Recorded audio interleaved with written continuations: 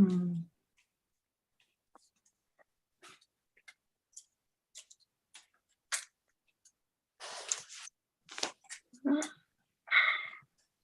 we are. All right, and last string, and we will begin. My goodness. Oh, oh, I better mute that.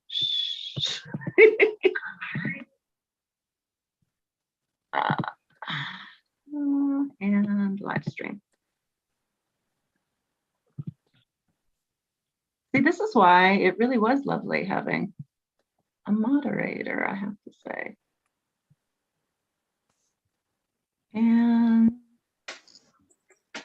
all right, cool. So we are live, and I have to say that I've got it. You've all got that. I'm going to go to our speaker view now. And bing, hi. Welcome to Poetry in the Brew on Zoom. I'm your host, Christine Hall, and we haven't been with y'all online since November of last year. I missed you so much, and I can't wait to hear what you have to say. Our feature poet is in the waiting room. I am currently admitting James C. Floyd to the Zoom room. Super excited to have the Jefferson street poet featuring us with us tonight. He's got a new book, Random Impulses, which is pretty phenomenal. And there's also a chance you can win a copy of this. We'll talk about that a little later. So welcome to James. Welcome to all of y'all. And we are going to get the open mic started with our first speaker, Chaos. Thank you. Chaos in the house. I'd like to do the first piece. It's called Death March. I see millionaire brothers tatted all down. Though they say they ain't gay, they got their butts hanging out on the ground, their pants on the ground. I see gold inlaid teeth making gums and lips sore, mouth hanging open like an old worn out door, youthful face twisted into a permanent frown. Young girls twerking, got all parts of their bodies jerking, faces contorted, beauty distorted, young men with an evil grin leaning in, minds polluted with gin and thoughts of sin, old predators standing in the shadows lurking, babies packing heat bigger than most of them, chances of success in life or even survival almost next to nothing, non-existent, at best slim. Babies being born to babies, suffering the consequences of having mothers who can't cope or even relate. Ending up wards of the state. Imagine having this malfunctioning system put your seal your fate. What to do? What to do? What to do, y'all? I'm asking you. What to do before it's, or is it already too late? We sit on a death march, y'all. Out, no curves, no corners, no detours, just straight. Can nothing alter our course? Can nothing make us undo our choice? Distract us or slow down? Make us hesitate? Must we really stay on this course? Must we accept this death march? Must we really be our fate? I cannot relate. Oh, for heaven's sake, help me, y'all. Help me. Help us escape this death march. My people, get off your asses for the survival of the human race. Participate. The piece is called Death March. This next piece that I'm going to do is called Witness.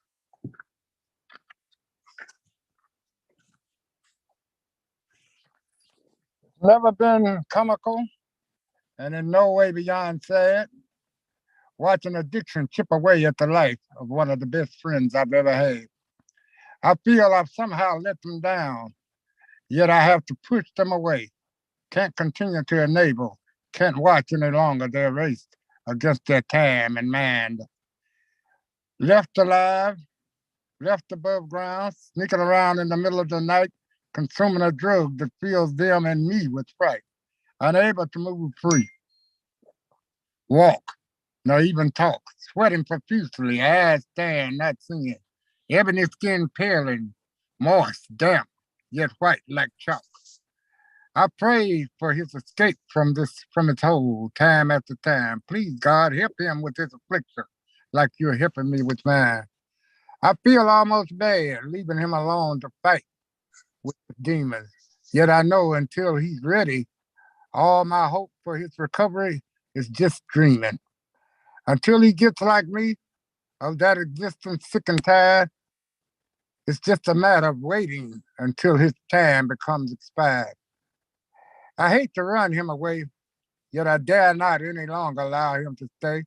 I know I must make up my mind to be wise. But how long will it take the addiction to cause his and maybe my demise? That was called Witness. Thank you. My name is Chaos. Oh, yeah. Oh my goodness, I missed hearing you. I think I couldn't go a day without missing hearing you. I'm so grateful for you opening up our show and for you joining us here and speaking the power of your word. Thank you, Chaos. I do not think we've got propaganda poet in the house yet. So that means that we get to hear now from Mike Sindler. Thank you and welcome, Michael Sindler. So good to have you back. Wow, it is so good to have you back. Oh man, out of all the online open mics, you have been so missed. I can't even begin to tell you. Chaos, that was such a perfect way to open. So good to hear your voice. I'm going to start with the piece that I wrote for the sort of group thing that we did earlier today for Ukrainian women and children. It's called Besieged. Tiny girl, little more than a toddler, scrambles through rubble, searching for family in still hot crater. History of home in 1,000 pieces. Future as dark as soot-caked wall.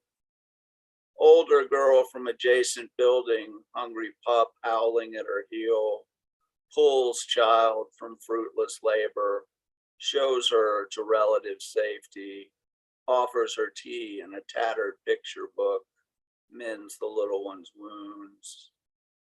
Still tank barrel rises from the golden field, smoke escaping from twisted metal, wafts from wreckage. Old veterans, battle hardened long ago in Afghanistan, know how Russia's army fights, know how it was defeated, use what they learned far away to protect their home from invasion. Dire whining clamor drowns out barking, howling, and wailing as concussive salvos shake the foundation of bunker. Tired mother pulls children clothed, soothes with songs of innocence, wipes eyes, changes diapers, fills bottles not with milk but gasoline, torn rag topped, ready to be tossed towards mercenaries. What cannot be changed must be endured, but this must change, will change. The world sees a catastrophe, a massacre. The world will move against the madman. Ukraine will not stand alone. Ukraine will stand. Mothers will once again fill bottles with milk, raise children with hope in golden fields under blue skies. And I'm going to do one more, and this I wrote for the 31st, which was Trans Day of Visibility. It's called Copacetic. I see you exactly as you're supposed to be. I see you knowing that biology is more than just binary. I see you as authentic, brave, and true. I see you awestruck how you thrived and grew past torments you were put through. I see you scared and scarred, but not daunted. I see you defeating ghosts that left you haunted, no longer feeling lost and unwanted. I see you as your confidence grows. I see you love the face your mirror shows, proud of the true self you've exposed. I see you, unbroken and unapologetic, compassionate and empathetic. I see you and know that you are copacetic. Okay, thank you very much. Oh, Back. Michael Sindler. Heart to heart, you make that connection so strong, unmistakably clear. And I am so grateful for your voice and the enormous heart you put into it. Thank you for sharing that with us, Michael Sindler. Appreciate you. Wow. So next, we get to welcome back and thank you, Des Money. Hi, it's really great to be back. It's been a while. I'll start with the opener Has to Be from the incredible anthology from Poetry in the Brew. This one here, which I'm sure you can still purchase.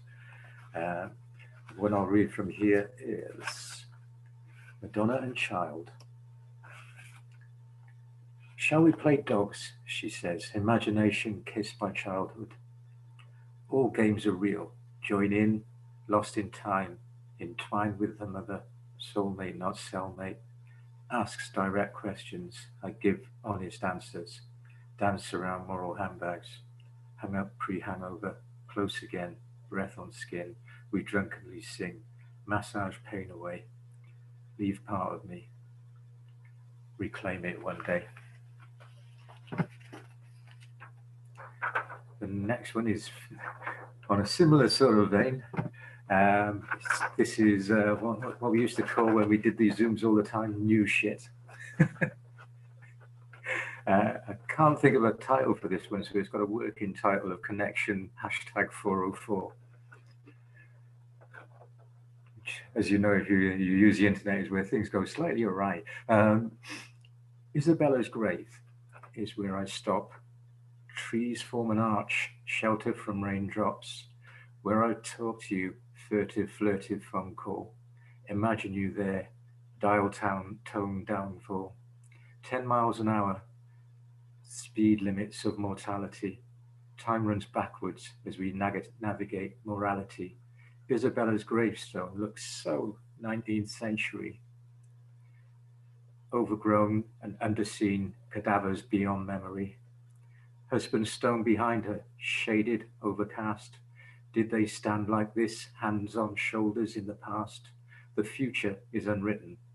The present goes so fast. Will anyone remember us long after we've passed?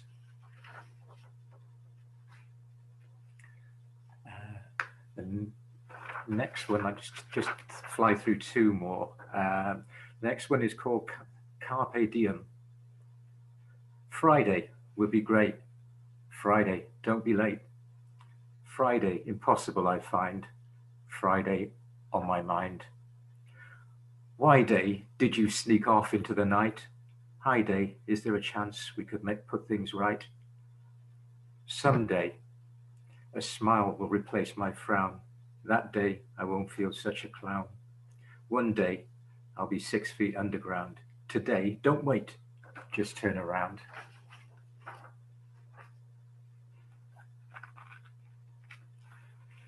And the last one for me is from another book. It's the last poem in my first collection, which I'll chuck the link in for as per usual later on. It's called Sleep. I should go to bed before it gets light, but there are things which bother me at night. One of them is hunger. We are short of food. Nothing in the cupboard to feed a growing brood. Another is affection, like love's labours lost.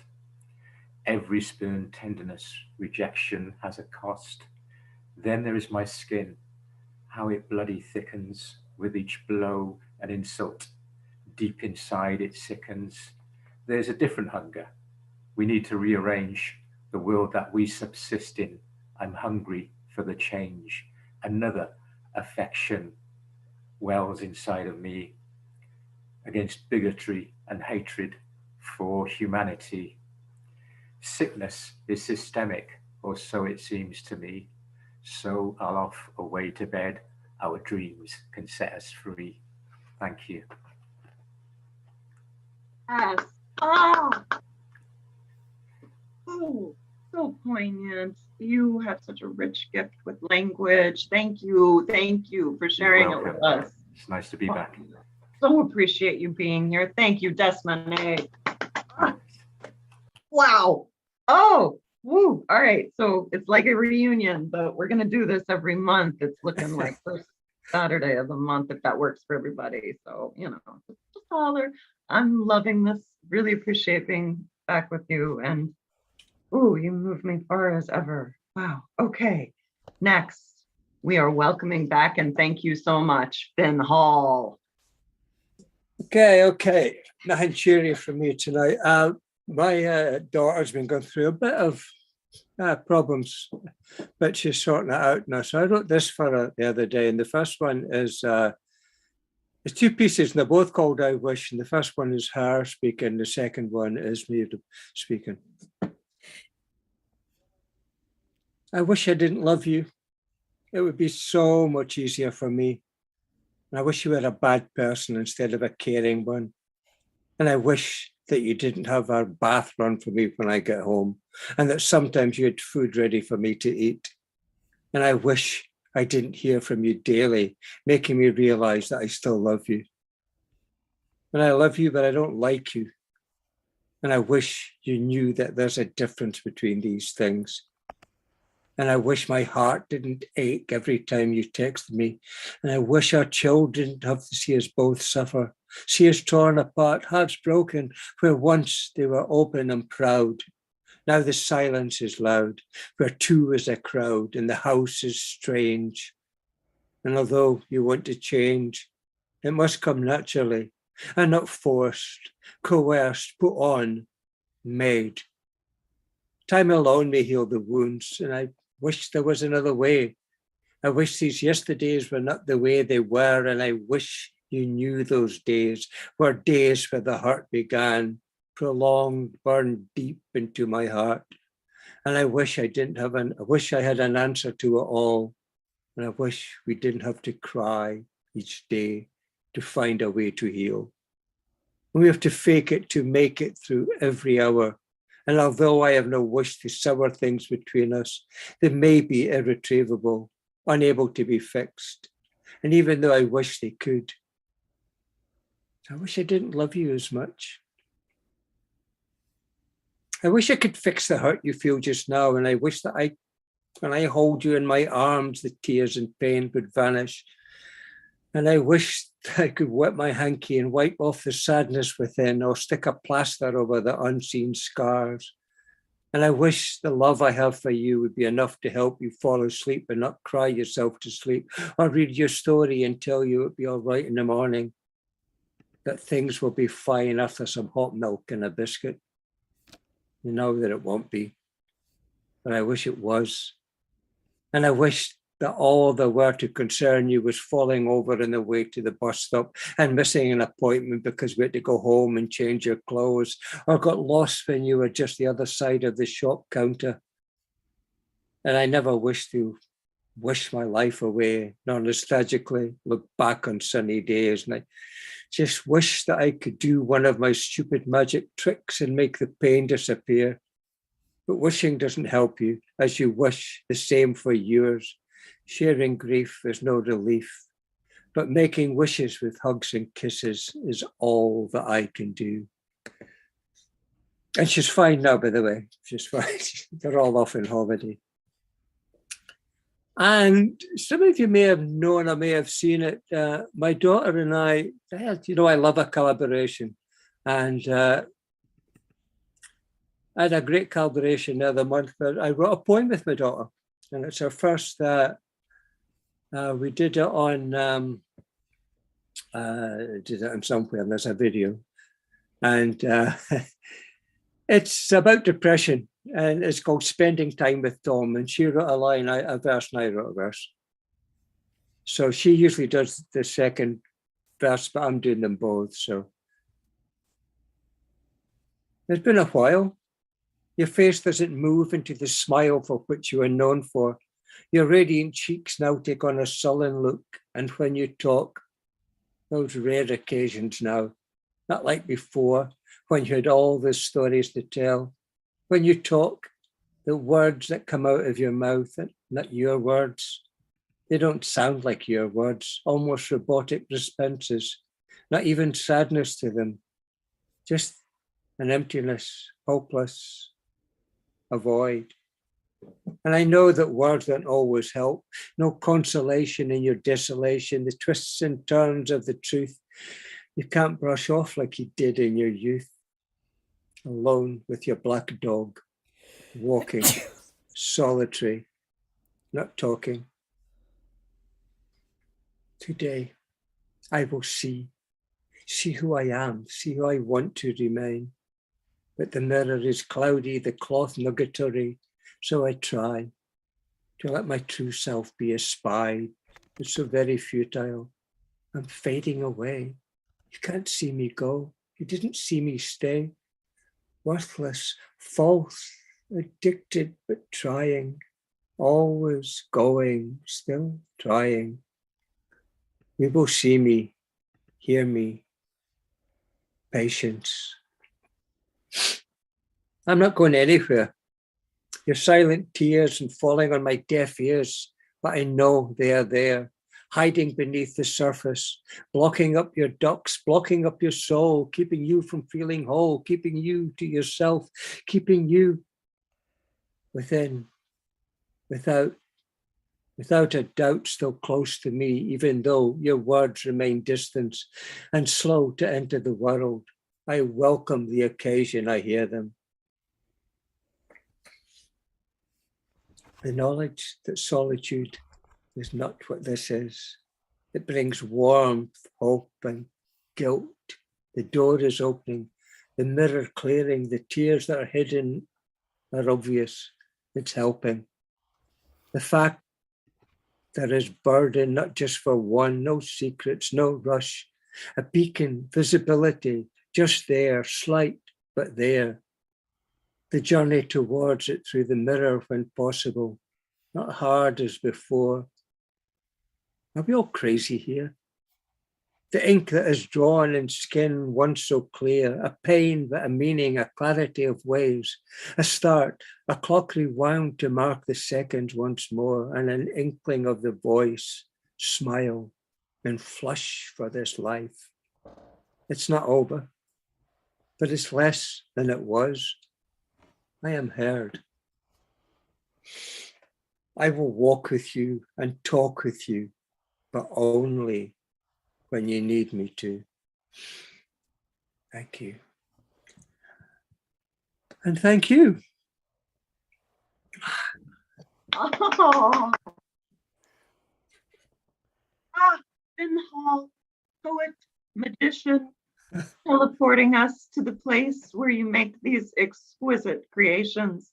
Thank you so much. You rend my heart. And next year, my daughter and I'm gonna put a book out together of the two of us just writing a collection together. So that is so cool. Yes, creation to bridge generations. Oh, I'm so glad for that. Thank you, Finn Hall. We next get to welcome back, and thank you so much, Andrew Shillam.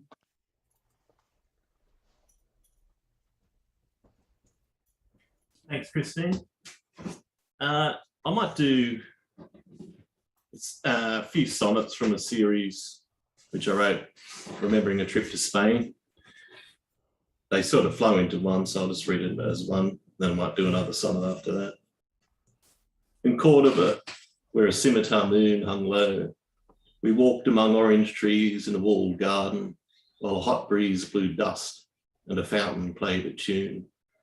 There, in Andalusia, where I must return, before the plains turn to sand on the desert wind, the curse of kings long gone, whose armies still train in the dust, to Granada, where 12 lions still sing in the palace of a forgotten king, where the Ullumba rises standing strong, enchanted on its hill in the mountains, and water, channeled from a river long ago, feeds the gardens and the fountains.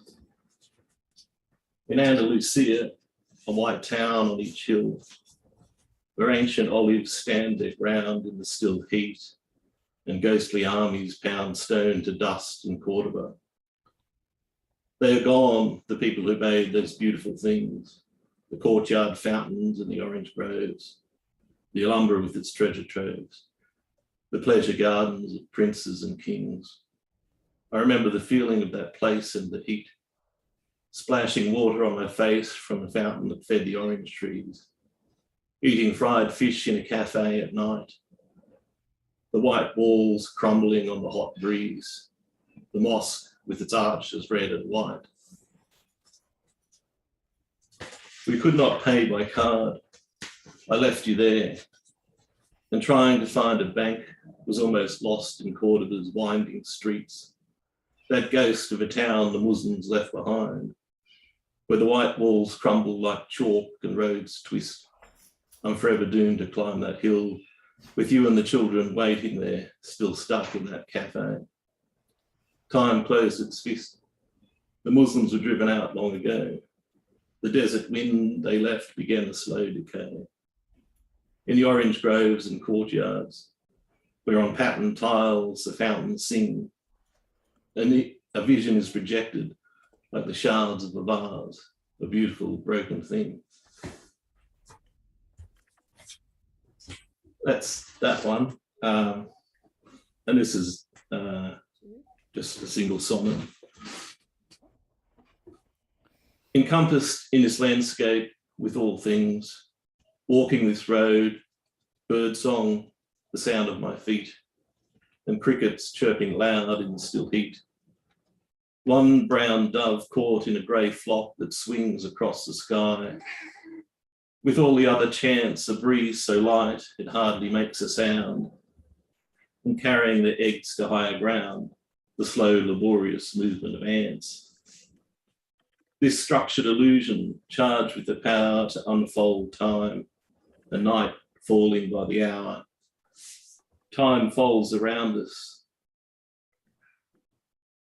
Sorry, I just fucked that up. Time folds around stillness and the hands rust in stillness and without making a fuss. I quietly go into mist and dust. Yeah. Sorry about that.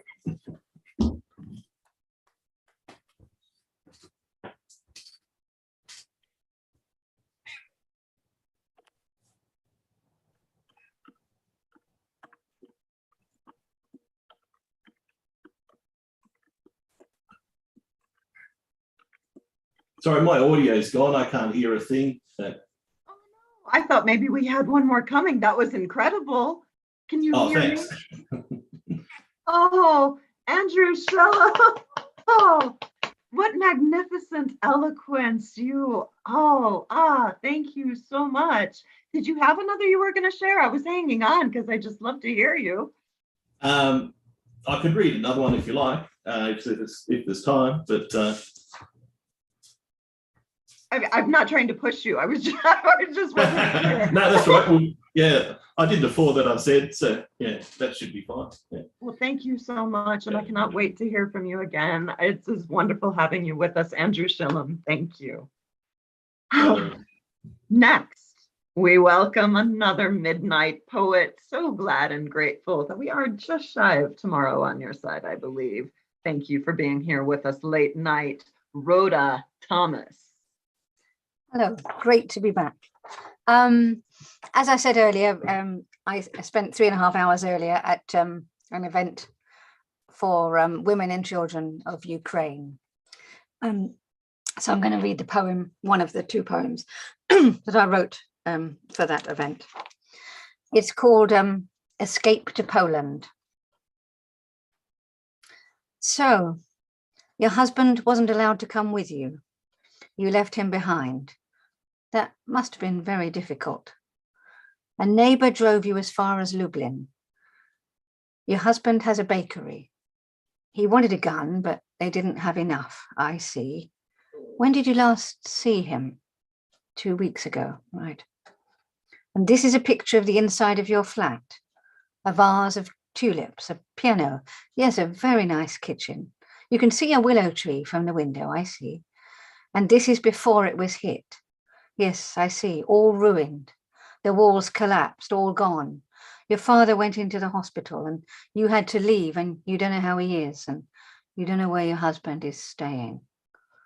So this is your daughter. How old is she? 14, I see. She was doing well at school until this happened, and she's left all her friends behind, yes. So at Lublin, you had enough money for the fare and you tried to get on a bus, but they were all full. And you went to the centre and a man in a military uniform said you could have a lift to the border. But another woman came and told you to be careful. I see. He came back later with another man and they tried to get you both into the car and you panicked. You feared for your daughter. Look, it's okay. It's safe now. Just take your time. You had to scream. Yes, that is happening at the moment. And you escaped. And of course you were frightened. And then a woman and a man offered you a lift. And they seemed okay. And you thought they were kind because lots of people are volunteers. And then you saw them go up to other women with teenagers and you weren't sure about it. And you ran away. And yes, you are looking after your daughter. And you had enough money for the bus, but there weren't enough buses, but you slept on the floor of the bus station and you didn't know who to trust. And then another woman started talking to you and you started shaking. And you didn't know what to do. Yes, I know. Your husband wasn't there. Look, what have you got in your bag? Just a change of clothes for both of you, is it? A couple of writing books, oh, and some sunflower seeds. Are they for eating? Or are they just something you wanted to keep to remind you of Ukraine? Have you got any money left? You're not sure, I see. Do you know anyone in Poland? Only in Russia, I see. Well, you're a long way from there. We have families who will take you in for a while, sometimes for light household duties. Do you think you could both help with that? There's a widower here with a large house with garden. Oh, no, maybe not, maybe not. Look, there's an organisation here that's helping women. Yes, going to the UK is an idea, but it's not perfect there. You know, less than 1% of rapes in Britain get to conviction. No, look, we won't talk about that. But just so you know, it's not all good there for women. Yes, stay in the refugee centre for a few days till you get your bearings. We have a group here for helping women make the right decisions. And you're right, Poland is generous to refugees, but it's stricter here for women than in the Ukraine. I know, you can't choose much at the moment. And yes, you miss your husband and your dad, and there's no information. Look, try not to worry. Not many civilians have actually been killed, only 1,000 or 2. Well, it depends whose information you're getting, I guess. Look, your husband is probably still running the bakery. And I know wheat prices are going up. Look, I know you don't know if you'll ever see them again. Look, concentrate on you and your daughter for now. There's a queue of women behind you. Look, there's blankets in the corner and some tea over there.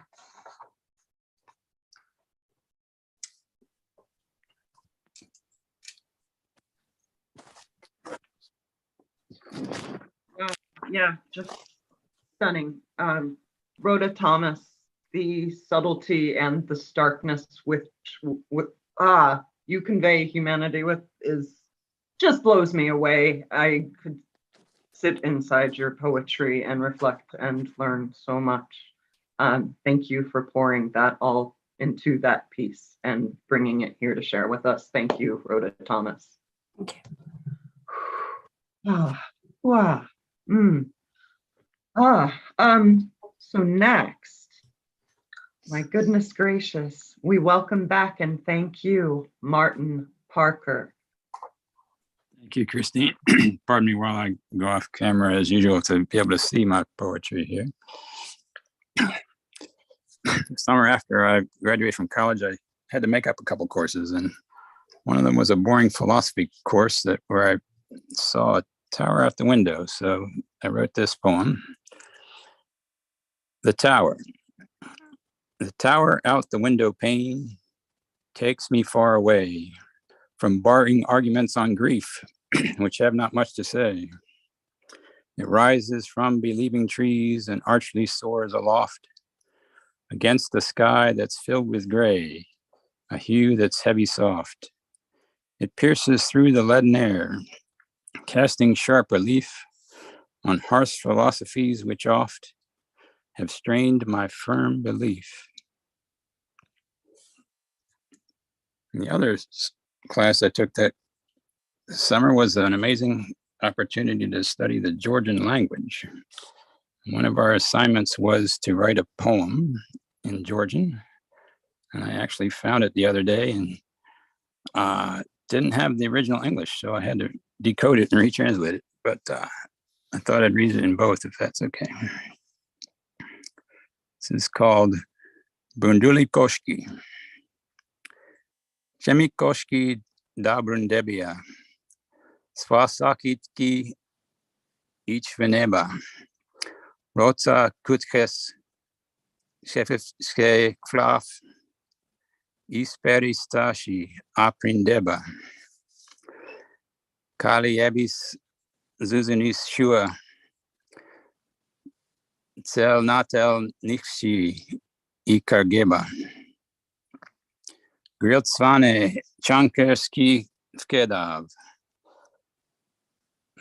Tvaristan Chamo Ichneba.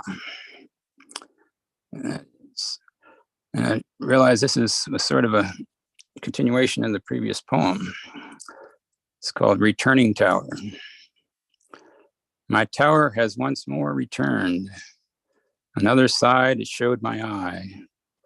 When I around the corner turned, it launched into the violet sky. Amid cicadas' buzzing call, I'm lost in a hot, clear mist at noon, but see a cool green waterfall cascading down from the face of the moon. And then I have an elegy that I just finished recently about a co-worker I worked with for a short time, but made quite an impression. This is called One Sharp Lady. Alta Sharp was as sharp as a tack. She sat next to me and we played verbal games while doing our otherwise tiresome task of opening envelopes and sorting through claims. She freely admitted she was past the age so many expect to retire before, but took the job to avoid the allure of Atlantic City on the Jersey Shore. We'd chuckle at claimants' grammatical errors while swapping some customer tales with the boss on how they'd complain about triple attempts to send in their claim that just must have got lost. We traded thoughts on our favorite pies, and when our time together was past, she shared her recipe for ambrosia delight. And when I got home, I read it at last. Inscribed on the back in her antique hand were words of hers that still amuse. I wrote this out 3 times so far. Whatever you do, just please don't loose. Which is more or less what was on the back of one of the claims that we read, complete with grammatical error. This is in loving memory of Alta Sharp of Westchester, Pennsylvania. And if I have time, I thought I'd read one more short one that I wrote in Tumblewords this afternoon. I call this Poetic Discovery. I opened the portrait gallery door and found my way to the courtyard inside, then wandered around, thought I'd gone astray, until at last I found the sign, a table for 4 with 3 people, no more, who read their poems and gave critiques, and I knew I'd finally found a way to share the words that fell from my mind. And thank you very much. Martin Parker, thank you.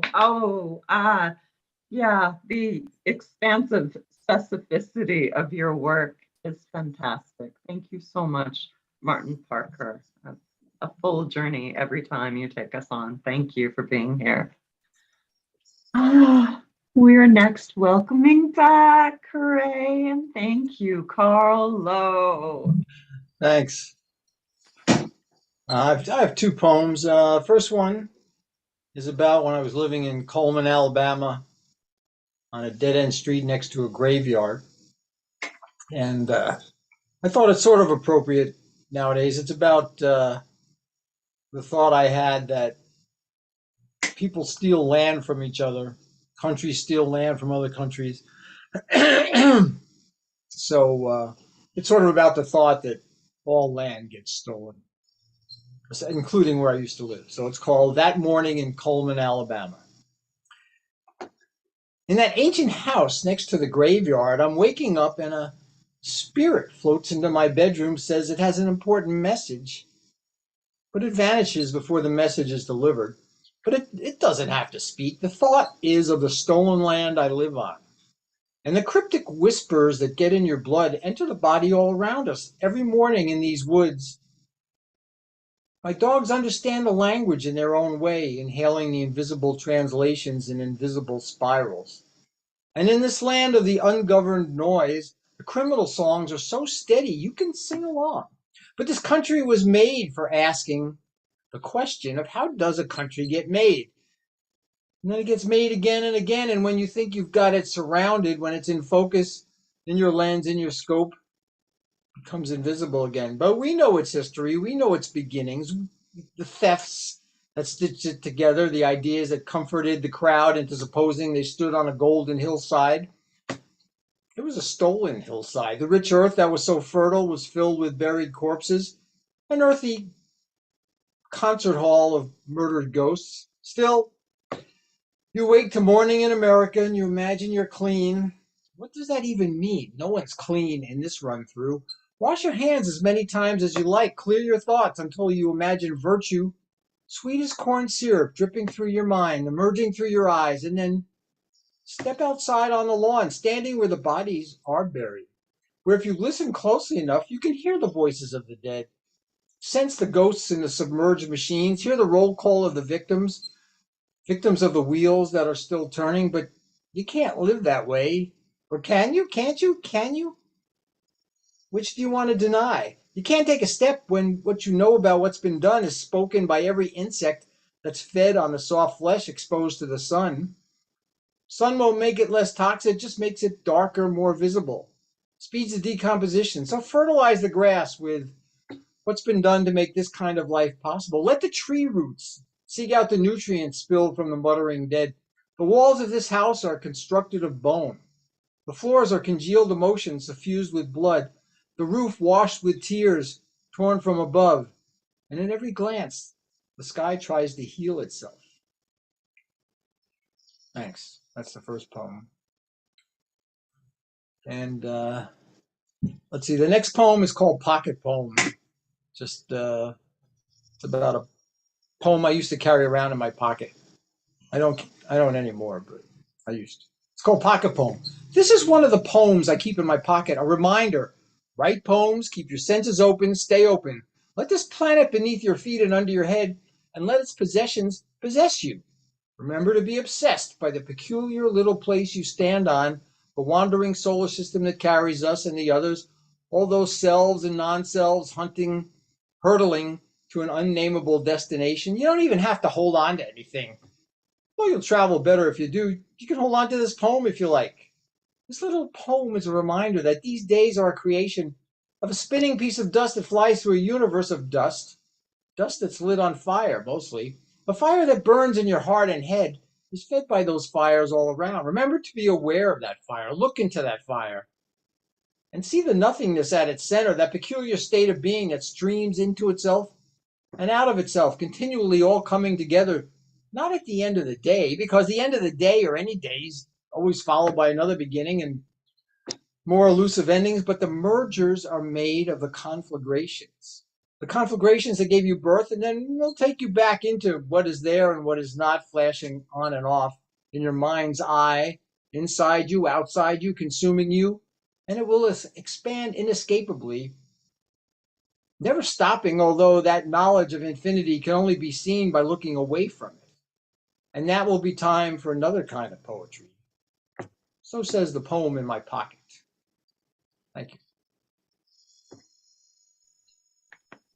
Cottrill! Oh, thank you.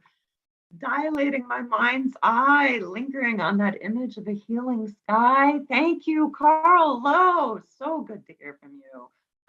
And see you here in person all of the ways. Appreciate you and your words so much. Thank you, Carl Lowe. Next, we get to welcome our May in-person feature coming all the way from Canada. Welcome and thank you, Jeff Cottrill.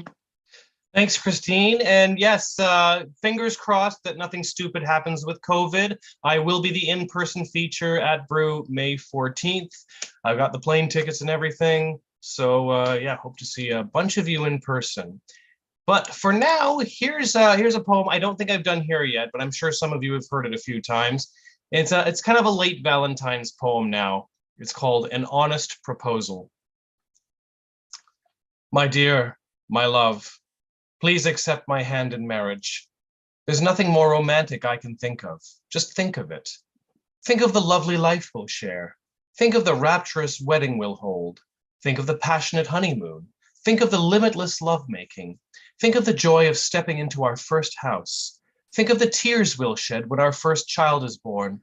Think of the pride we'll feel watching our child grow up. Think of the slightly fewer tears we'll shed when our second child is born.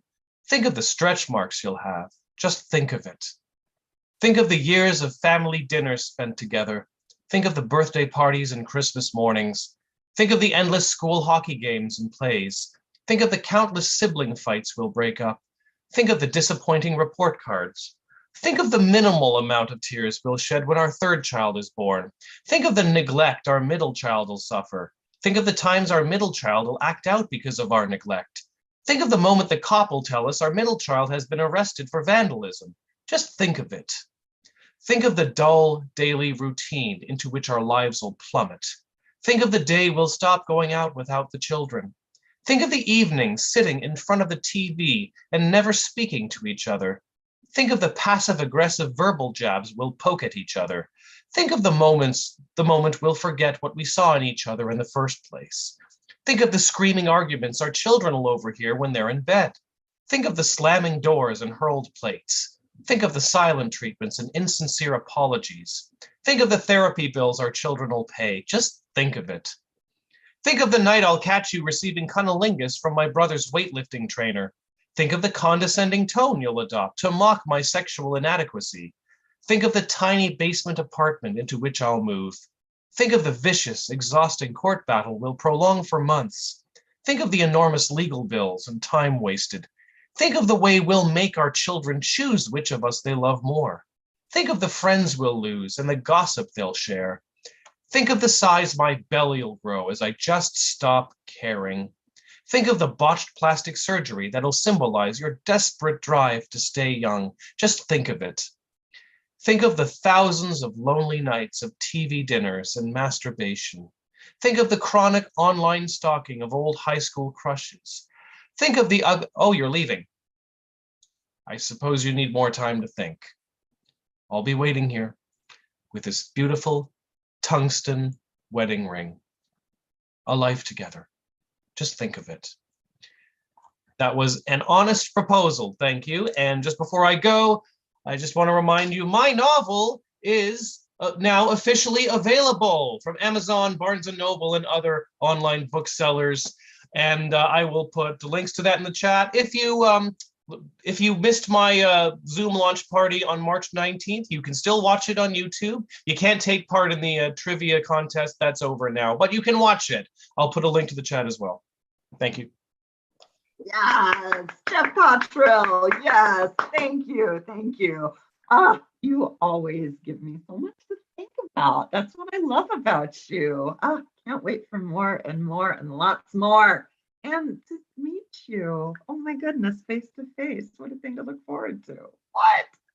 Okay, so guess what? Next, we get to welcome and thank you so much, Hil Hoover. I'm so happy to be back here. Oh my gosh. I wasn't actually gonna read queer shit, and then Michael Sindler mentioned that it was just trans visibility a couple of days ago, so I'm going to. This is one of my longer poems, so I may just hit the time limit, I think, like close.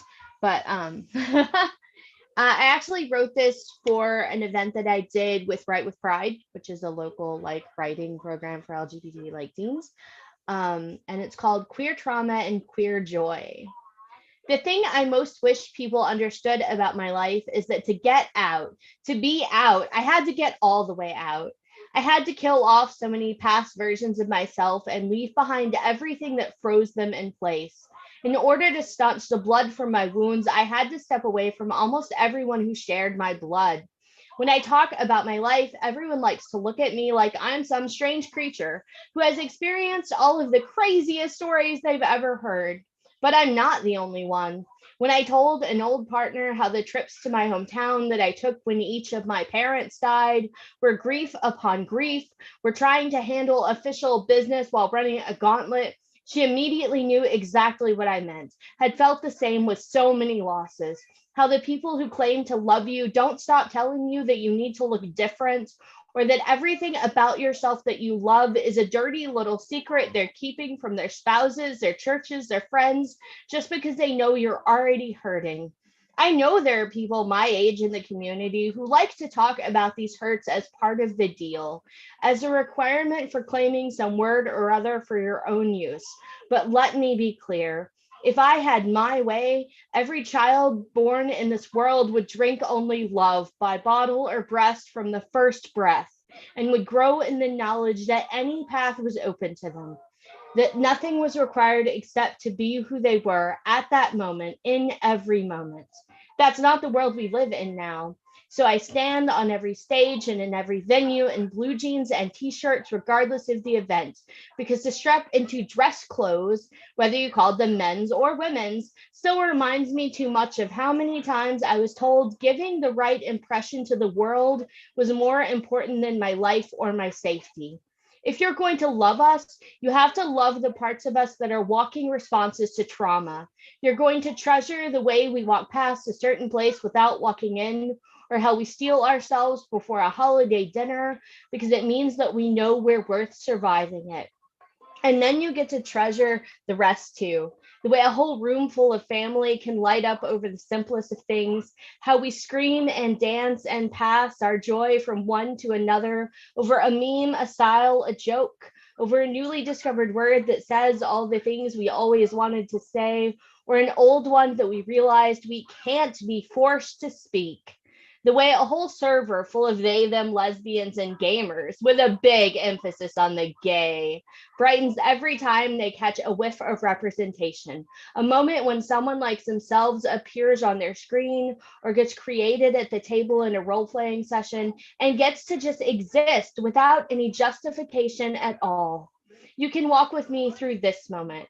How I, desperately wanting to say so many things to a world that had silenced me time and again, a world that took away my pen and burned my books. How I walked into a conference to find upon the stage a non-binary poet who trembled as they entered, warned us all that their hands would shake, that their trauma might get the best of them, but proclaimed that they were going to read to us anyway. How I, older than all of my friends who came with me into that space, cried like a baby through the entire performance, had Andrea Gibson sign a copy of one of their books with the permission I had needed for years, cry all the time.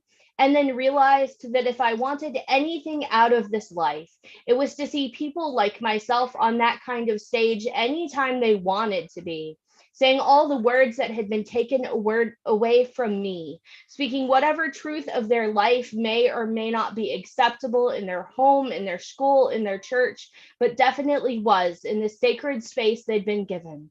That I wanted to see them grow up in a world where their peers and their teachers would offer only opportunities to grow in their writing and not censorship of whatever parts of their lives and themselves were deemed inappropriate. So every time someone asks me to come to some space where I'm not sure I fit, don't know how to dress or make small talk, I'm pretty sure I'm going to make a fool of myself, I go anyway. because I'm hoping that everyone in the room can see the world that I see and wants to build it, wants to hold in their hands and their hearts every bit of our trauma, so that they can hold in their hands and their hearts every bit of our joy too. Thank you.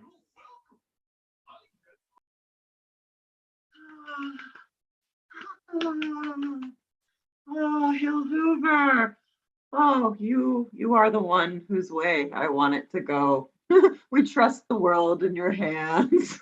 We trust you to hold it with as much nurturing as a heart. And oh, what you said about the children being fed only on love from Bertha. Ah, okay, I'm gonna cry if I ruminate on it too much. Thank you for that, Hil Hoover. Yes. Yeah. The power of your words is undeniable, and you tell stories that are truly true. Thank you. We welcome now. Howdy, hooray, you're back. Thank you, Bill Linz.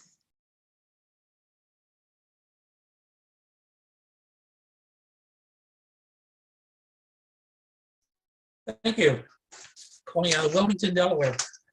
Hang on, let me find it. There we go. I was going through some old poems. I found this one. It's called Subway, a New York City poem. Onto the subway, crowded mid-morning ring. Alone, the midst of the crowd, silent midst the train roar, a quiet time for prayer, approaching, maintaining this contact. Eyes closed, deep, calming breaths, relax. Breathe into the emptiness. And the clear realization, not the angry subway crowd, not the working commuters, but all holy living souls, all interwoven, all connected.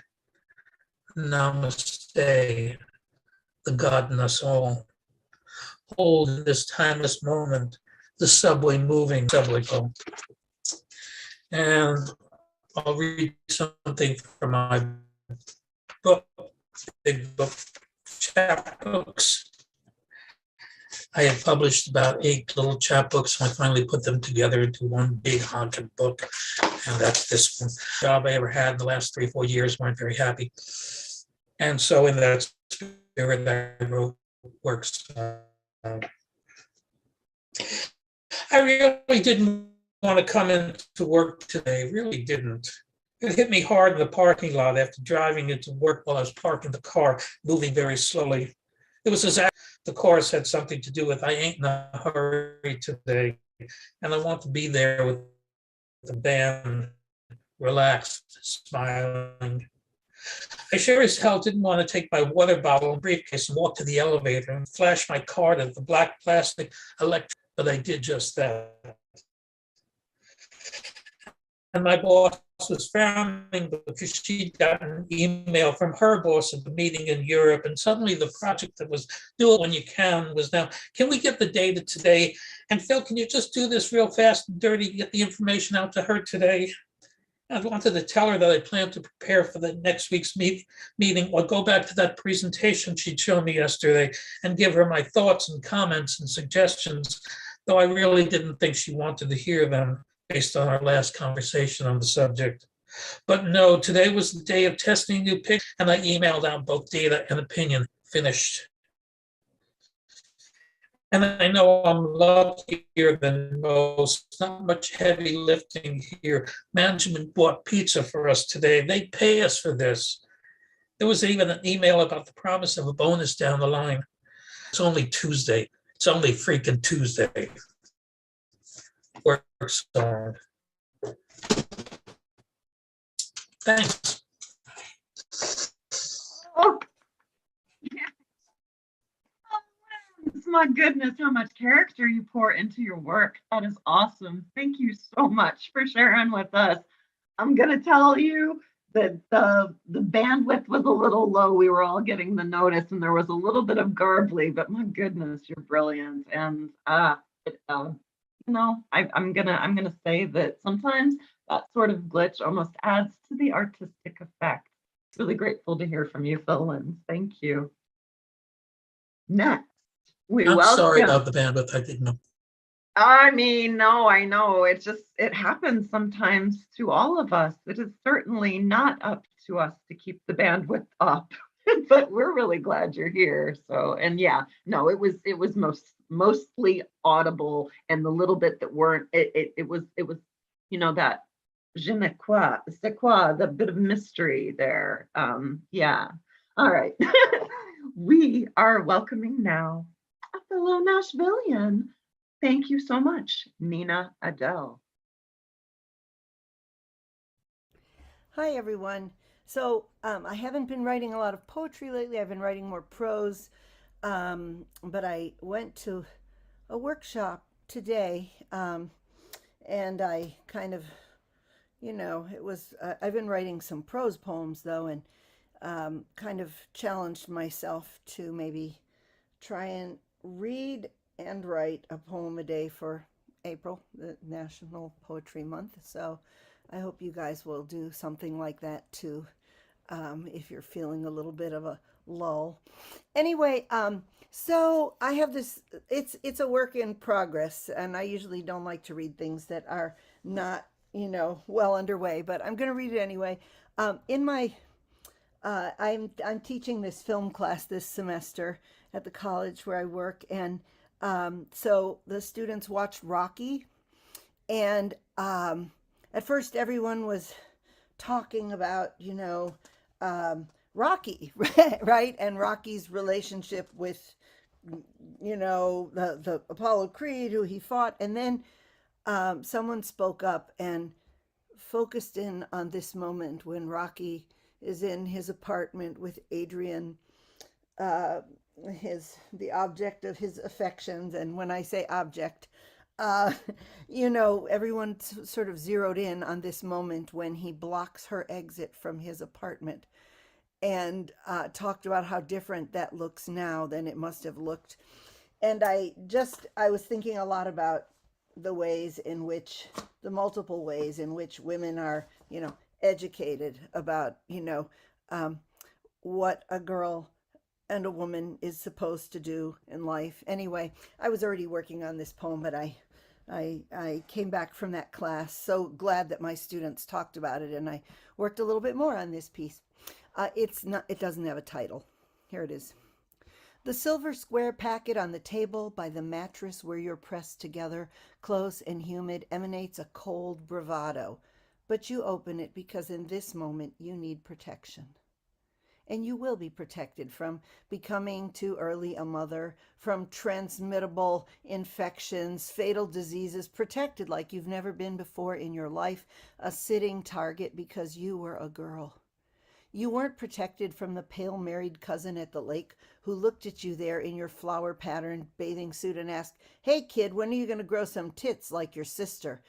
Between the question that wasn't a question but a threat, your parents could have said, "Don't talk that way to our daughter," but the family beach afternoon wouldn't have ended. The grown-up cousin wouldn't have stopped staring at the girls, his younger cousins, at the little one playing in the sand with his own young sons. He wouldn't have been stopped. His name would have just changed to that cousin, and a few peals of uncomfortable laughter and shades of red on all the faces while you checked every day in the mirror to see if you'd started catching up to your sisters. Weren't protected from the boyfriend of your big sister who kept her company while she babysat, offered to help so she could study, who sat you on his lap to read you a story and fingered you while her back was turned, who silenced you without ever saying anything, who insisted you sit with him again and again until you started hiding behind the ratty bookshelf. You were 8. You didn't know what it was that he was doing, why it felt so secret, why you felt like nothing, no part of your body belonged to you. That's why you weren't protected later from that guy, your age, so sweet. Invited you for coffee and then dinner and then a movie and then another day, another dinner, and then to spend the New York night in his loft bed over the small piano because he'd never been with a woman, wanted you to be the receptacle for his inexperience, help him go initiated to the woman he really loved. You weren't protected from the secret kind of sex, the sex that didn't happen, the sex that did but wasn't really wanted, the violent stares and touches that weren't sex, the swords inside the words, the mirrors held up everywhere, and now The two of you will use this small thing inside the silver packet, but still you know your sweet, sweet body has never been protected.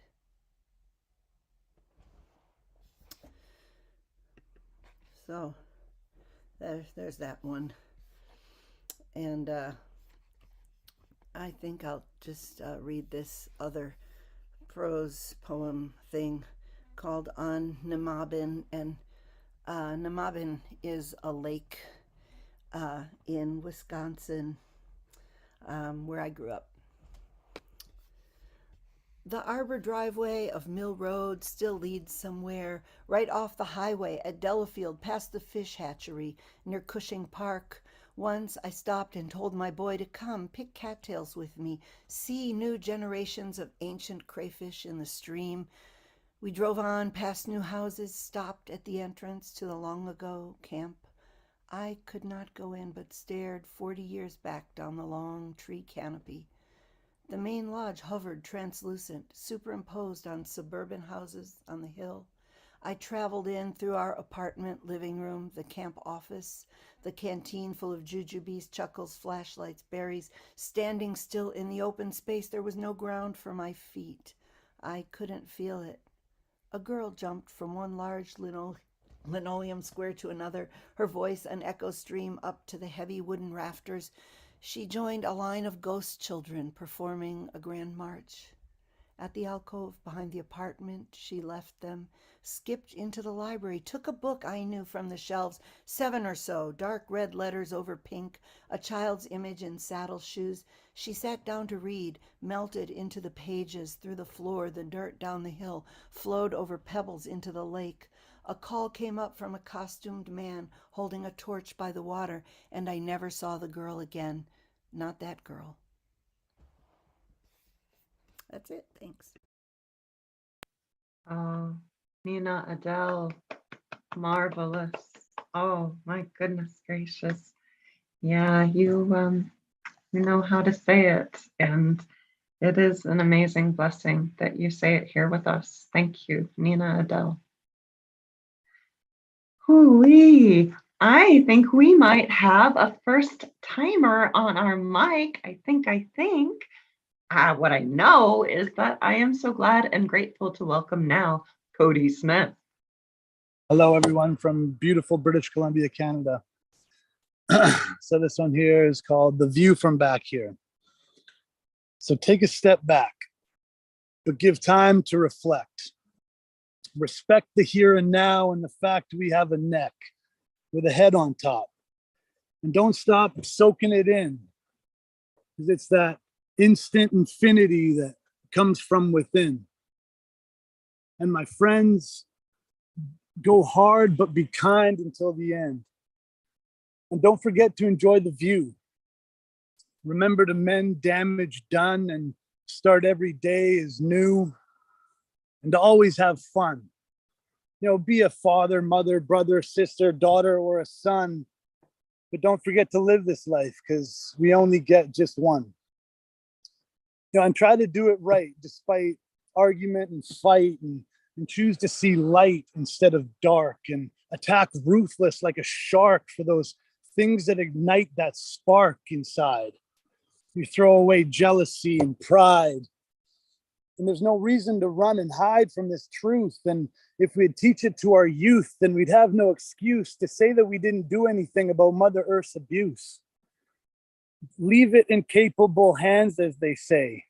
And where there's a will, then there will be a way.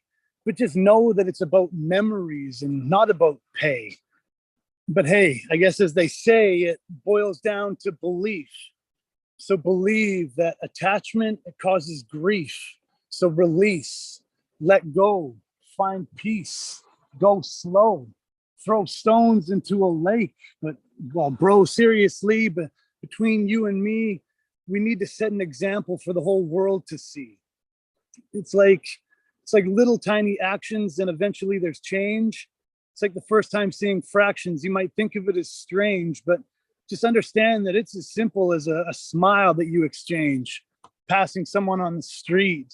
Hey, how's it going? To someone that you meet, or or a kiss on the forehead. Only kindness you secrete, from this nice, honest gesture to something more concrete, like becoming a coach or a teacher or a friend, becoming bamboo instead of oak, and learning how to bend, and knowing that with patience and persistence, there's no message we can't send. But in order to teach, we must first be taught the limits we've reached, the battles we've fought, the past that we have had, that is which it has brought to us where we stand now. Decide what we ought to make into a vow, because like it or not, opportunity is like the bullet. We only get the one shot. So just point and squeeze and believe that with a little bit of aim, there's nothing we can't achieve but greatness.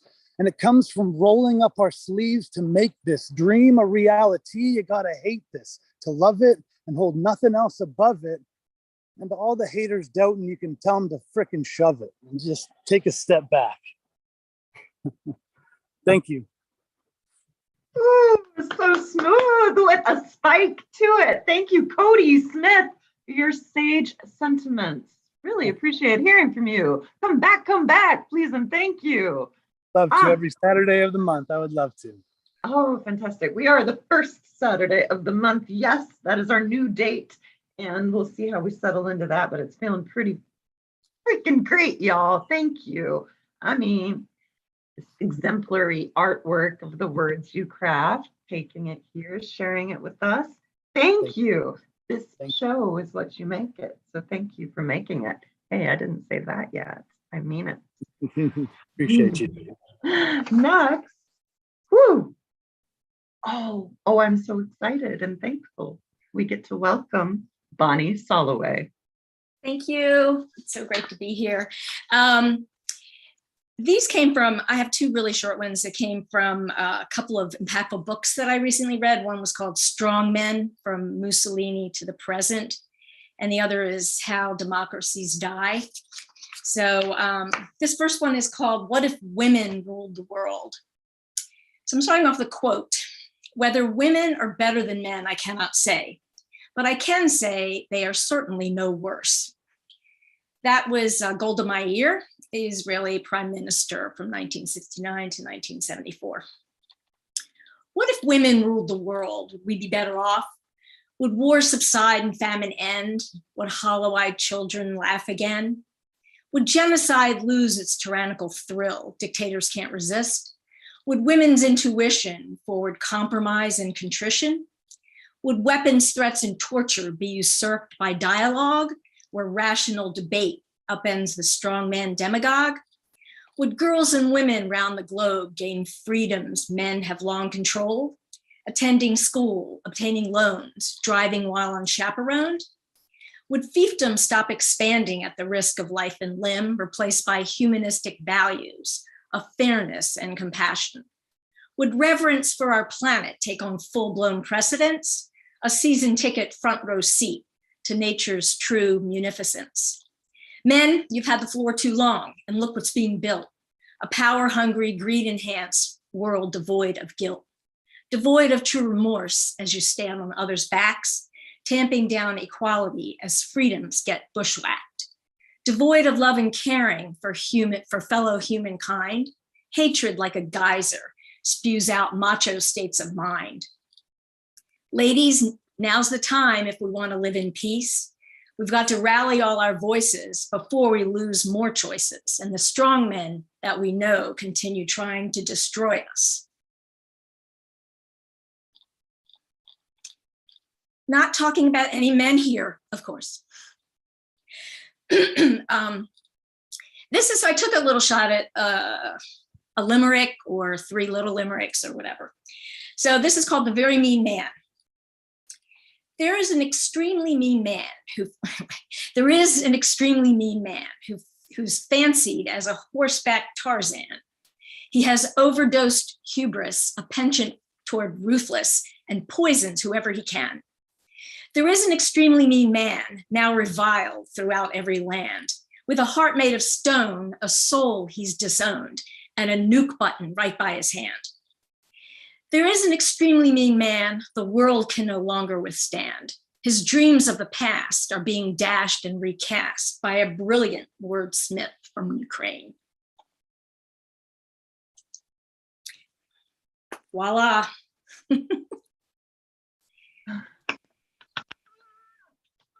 Solloway! Okay, so wow, the marching orders that you orchestrate get me so riled up. I just thank you for putting. We're only that easy. Say that one more time. We had the overlap. Oh, I said if it was only that easy. Oh, if it was only that easy. Well, yeah, no. So incrementally for you to energize the moment, yeah, it gives us something to carry into the next and carry forward. Thank you for that. It is necessary. So appreciate you, Bonnie Solloway. We now welcome, hey, another Tennessee poet.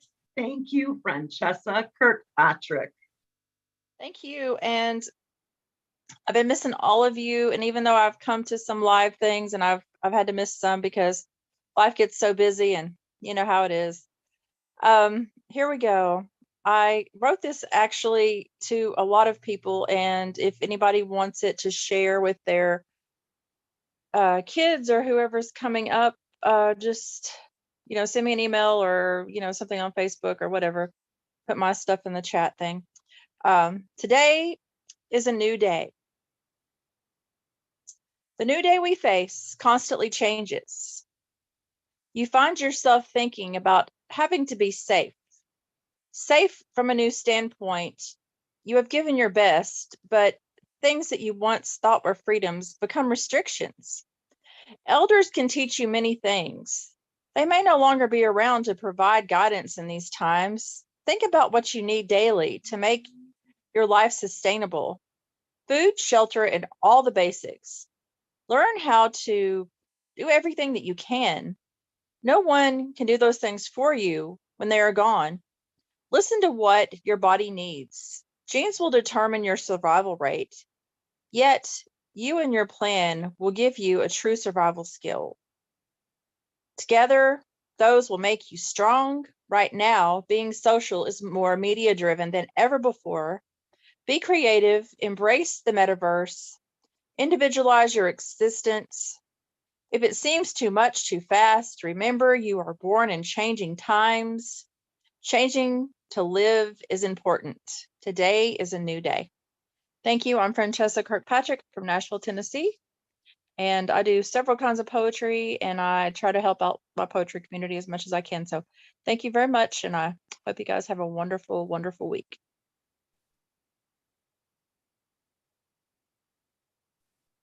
I'm trying. Okay, Franchesa Kirkpatrick. We love you. And the words that you bring are such thorough delight, so thoughtful and loving, and you pour such beauty into this community. Thank you, Franchesa Kirkpatrick. Thank you, Christine. Oh, it's my honor. Whew, whew.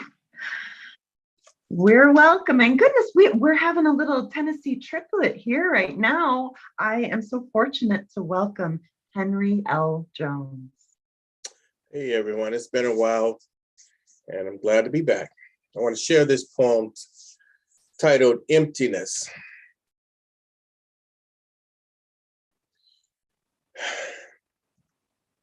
Once again, I feel hollow. Desolation blows through me like a tornadic wind. I'm filled with emptiness. Sitting here waiting, looking. Should I grab the dusty bottles of old gin to pour down my throat, then welcome the sting and blurry eyes? Let the twin of water find my stomach, which is full of spicy comfort food, swimming around in my belly, burning to help me feel alive again. Anything to distract the hollowness is needed and hated. While hoping the fire would pass, wondering why I ate that food, knowing the heat would burn my insides, I just wanted to feel something, even if it hurts, resembling the shared pain with my lover, which awakens flesh with long trembles. Sweet bites as mouths serenade the flesh to surrender to pleasure. Dripping trails of release, brutality of animalistic lust, and gentleness of treasured love. Perhaps a blended mixture of both, edging on ecstasy until our storm soaks us in a pond where we float, holding each other in peace, enjoying the little death. Now, I'm surrounded by a darkness, made like those same rain clouds, which helped camouflage my tears, but wasn't alone for the moment. My ignited stomach didn't mimic emotions, but only eclipsed desire, a shadow without sun or you. Blending in the inner pitch of night, searching for a rope to grab and become a tether to hold on. Above this greedy black hole, pulling and sucking me deeper and deeper into that well, promising not to crush me, until finally I seek, hoping it delivers me to another place, a better place of different suns. I feel only continued lure, falling as nothing seems to help. But then I feel your eyes on me. I turn my head just slightly and see your smiling face. Your eyes reach me. Regardless of the distance or across a crowd of people, we look and only see each other. You shine like the sun, removing the clouds and rains, parting a way back to see better days when in your arms, I become new again for another day. The poem, Emptiness. Thank you. Oh, Henry Jones, Henry L. Jones, marvelous artist that you are. You keep us edging on ecstasy with your luscious lyricism. Thank you, Henry L. Jones. Thank you, Christine. My pleasure. Goodness. We are welcoming Katie Thompson. Thank you so much. Thank you. Sorry, I totally forgot how to use my computer. Okay, so I went through a whole bunch of stuff and I'm gonna read a whole bunch of works of mine just as one big poem because I kind of can see how they can go linearly here. So here I go. This one starts with the diary. The diary. I found it sitting with dust and must, the smell that some say is organic compounds. I thought I had lost it long ago. In all moves and runs, transitions and triumphs of life and strife, the roller coaster is coasting up and down, traveled with wonderment, tears and all in between. They told me I could never be a writer or really anything. I learned long ago to forge my own path, and these pages hold mystery too. And what I could manage, conversations, copying lyrics, real and unreal, you be the judge. Imaginations, truth, fantasy, mixed beliefs. There it is, all in one place, a space of time changing not. So I open up that cover with a pleasant aroma and find my pen and start once more.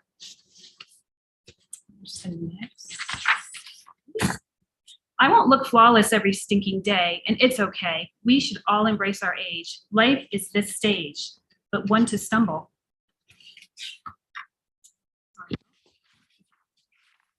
And fall off, ripping down the walls, the steps they plague us. I walk silently, stealthily perhaps, noting each change. Can you imagine what is happening on our insides? My core screaming at its owner, saying, hey, wait now, just embrace. I know you are trying to salvage your face, your space. Come on back. You are flawless. We are all flawless inside. You speak the lonely, sodding words loudly of no and not of help. No, you don't. Why would you? Belief becomes a tightrope that you trapeze upon, hoping still. No falls or breaks today. The bounds of life tenuously holding on, not breaking today. A mantra again. Hold a bit more, listen more to the lies, plug your ears, do what you have to do. The lonely words, not so lonely with you repeating them. So repeat, repeat. I am unapologetic and messy. I am doing my best. We all are. And this time we call unprecedented that really is just different in every way as we move along. Trying to find my daughter's favorite food so she'll eat. Forget my favorite anything. My mind moves on and through. I'm happy to have any food, any roof, any COVID, as long as I can breathe the next day and not be in the ICU. Long or short hauling it, just taking the next steps with no apologies. And a learned hopelessness, perhaps, but not a learned helplessness. My hopes in my soul hidden and secret and full expectant in this new societal shift and era. I am as unapologetic and as messy as I ever will be, maybe even more so now. Can you walk with me anymore? Listen to my words or smile? I just see the sheer hopelessness in every eye that passes me on the street, coupled with fear and anxiety, maybe even a tear hidden, but the common of unapologetic. Don't feel bad if I'm left behind you on this path. I like it. But if I'm meant to walk beside you, you better hold my hand. Don't let it drop, or surely I will fall behind and will learn to take it. Confession. I confess I've never been in love, but maybe I have not. I confess I'm not a hero, even if you think I am. I confess that I was out of place in my childhood. I wanted to escape and I couldn't wait to grow up. I confess that when I review my life, I've worried that I have wasted so much time on bad choices. I confess that when I get to bed at night, I feel a release of happiness. I made it through the day. I always feel happy at another chance tomorrow morning. I confess I'm really scared at night of all that could go wrong. I confess that someone told me something last year and made me want to, well, just really mad. I confess I made so much sense and that my childhood was that bad. I'm sorry, I confess that it made so much sense and my childhood was that bad. I am so sad. I confess I have never been in love, but maybe I have. Who knows? I confess that I have never been able to journal, although I want to. I confess I hate psychology, all psychiatry, and all psychobabble. I confess I am my best therapist. I heard this statement today and I agree completely. I confess I can do every single thing myself, and I have done this my entire life. I confess I'm more Ali Sheedy than Molly Ringwald, no matter what you may see. I confess I went through most of my life being the projection of what others wanted me to be for them. I went along with it because I wanted people to love me, ironically. So I assert that it is time for me to forge who I am, have friends and lovers who know me, love me for the real me, and then I can be as I'm meant to be. And then the last poem, which I wrote actually this afternoon, 2 minutes before I got on to y'all tonight, is Swoon 2. Swoon, I make room for you now. Room in the inn for the rain, it all stops here. Room in that space that disappears in the wind, but we hope not now. It comes back, rushing like the swoosh in the night, pleased as pie, so happy that I could fly. Hopes not dashed as a crash, once thought heard, it did seem absurd. Lights came on like we hoped, washing the walls in our souls. Lights come on, won't stop, pray never extinguish. I'm feeling on top. For once, the night, the dark, is far too long. So, Swoon, I will make room. That's it. Thank you. And shout hallelujah for you, Cody Thompson. Thank you. Yeah. I mean, like, spectacular, straightforward, that with a touch of the brazen. I mean, I hear you claiming your perspective with no apologies, and I love it. Thank you, Cody Thompson. Thank you. It was a pleasure being here and seeing everybody tonight. It was great. So awesome to be with you and to hear you. Thank you, Cody Thompson. Next. Oh, we're going out to Australia with great thanks. We welcome now Michael Collins.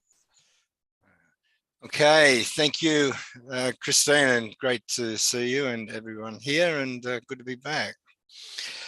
Okay, the event, which for me was this morning at 2 o'clock, and I didn't realize that when I committed to it, was the poetry for the children and mothers and women of Ukraine. And this is the poem from there. Now what hope for the children fleeing to safety? What hope for the mothers bearing babies in arms? This is obscene. Even soldiers see this. They recall their own mothers, sisters, daughters, and weep. You who shatter such lives, you who murder and maim, there will be no forgiveness in this life or the next. A hospital blasted, a theatre well bombed. When you target the innocent, you damn your own soul. No.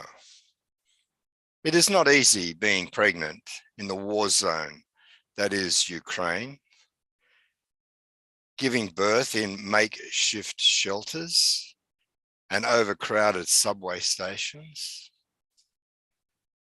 The stories are legion. Still, let this one speak for all. Quote, the surgeon found the woman's pelvis crushed and hip detached. Medics delivered the baby by cesarean, but it showed no sign of life. Realizing she was losing the baby, medics said she cried out to them, kill me now. Okay, that's that one. Thank you. And the second is very different. And yeah, I'll read anyway. It's not about Ukraine. You'll get what it's about very quickly. Stop this crazy talk. Why would you think that anyway? I don't have the answer. Don't twist the words I say. How would I know? I don't have second sight. Can we do this tomorrow? Leave me alone tonight. Turn the music off. No, I don't want to get undressed. I want to sleep. I'm exhausted. I need some rest. If you could just be quiet. I'm sure things will all work out. Let's talk tomorrow. Please, there's no need for you to shout. What are you doing? Now you're going too far. Assault is another word for rape. Is that really who you are? Just calm down. I don't want it to be like this. Well, I will, providing you don't resist. Thank you. Extraordinary. Oh, Michael Collins.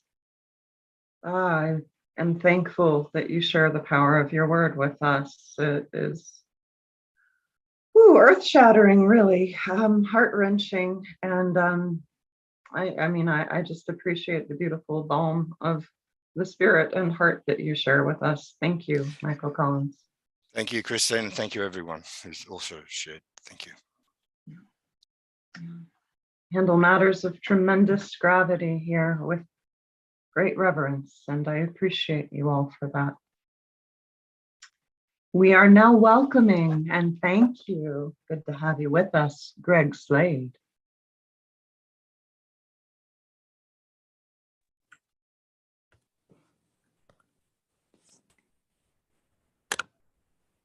Hey, sorry.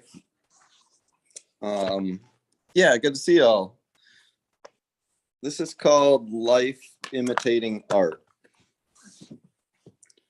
Make some nuance. Create some nonchalance.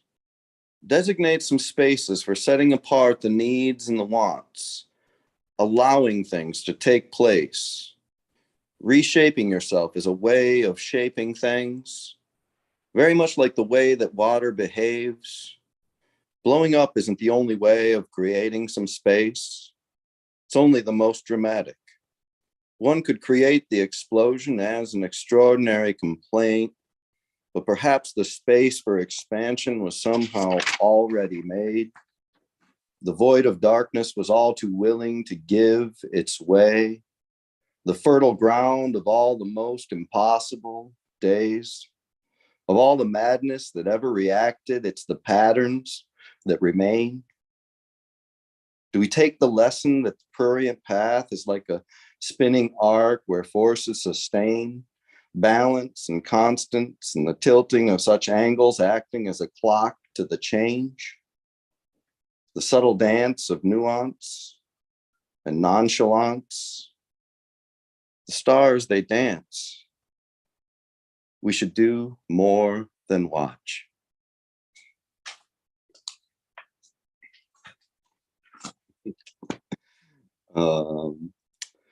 This is called Something in the Way.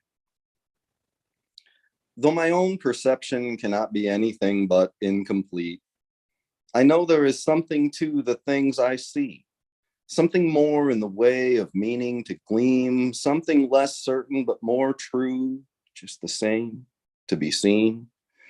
Harder to interpret, but close to the heart and the brain, like the memory of an emotion in a dream. How can something that never happened be seen so to remain? Tell me, please.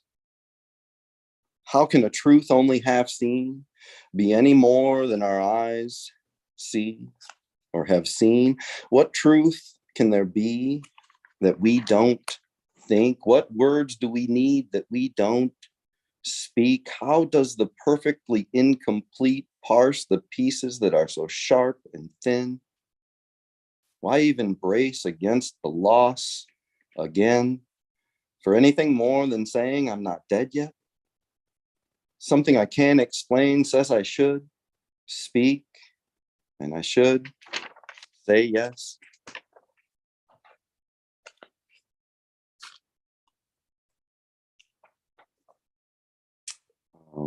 And I got one more. This is called The Antidote. My father has a fear of snakes. I set out to never be so afraid.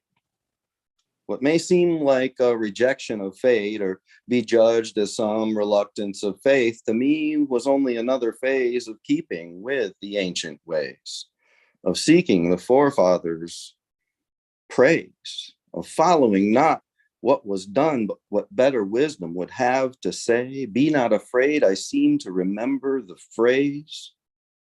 People fear knowledge they have not contained. Fear itself, though, is the more prevalent foe. I asked what sense there was in this fear per se, for once my father did not know. Do I follow my father or my father's way?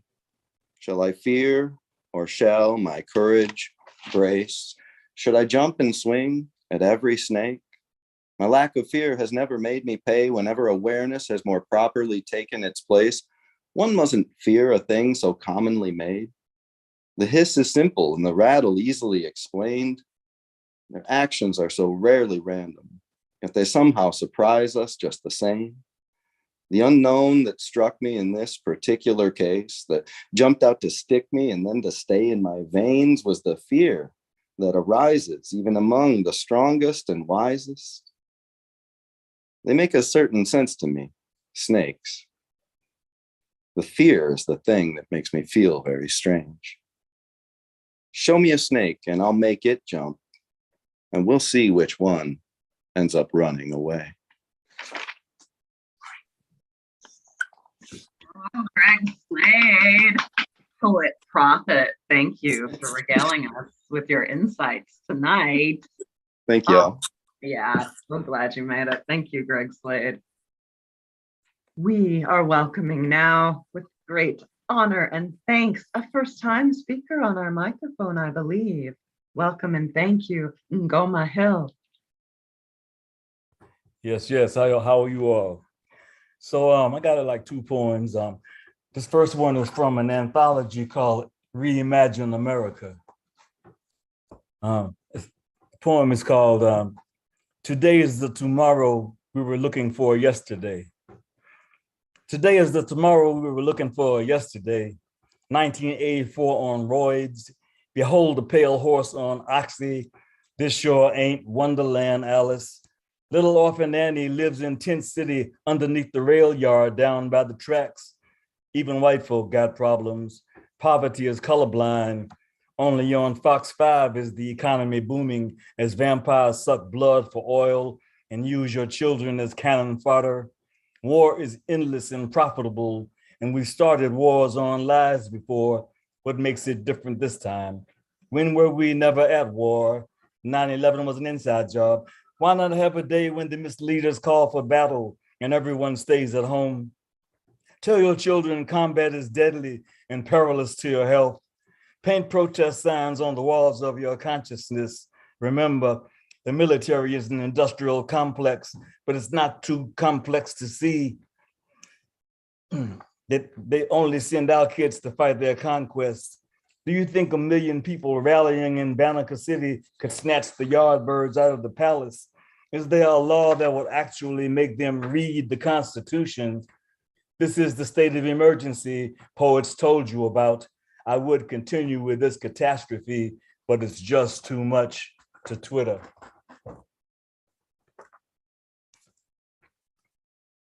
Let's see if I can get this one right quick. Okay.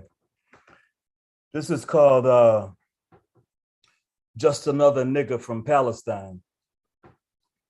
I'm trying to find out why Salam Alaikum and Thou Shalt Not Kill can't seem to just get along on the same page, especially when the holy books tell us, in my father's house there are many mansions. If it were not so, I would not have told you. It seems like there should be enough real estate to go around. Certainly there's room at the table for everyone, but I guess they weren't listening. Pissed off that all the Lowe's fish and wine ran out when they crashed the party. Rowdy, unruly motherfuckers not listening, figured they need not pay attention. Nobody told them he was a graduate of Egypt's mystery school, dread head, melanin, copper skin. To them, he was just another bastard, a single teenage mother's son from across the road on the poor side of territory occupied, washing feet and hanging out with lepers, a carpenter who earned a living doing manual labor without a union. How dare the nigger question empires, kicking money changers out of the temple, a revolutionary advocating liberation of the soul. He was framed on false charges and arrested, sold out for 20 pieces of silver, a political prisoner in a kangaroo court with no trial, stoned and crucified at daybreak. Now karmic debt stands forever like a mountain on a rich man's chest, ignoring the fact that God has many names. After all, peace on earth and goodwill to men has no profit. When they buried the nigger, how could they know that he'd forever rise again?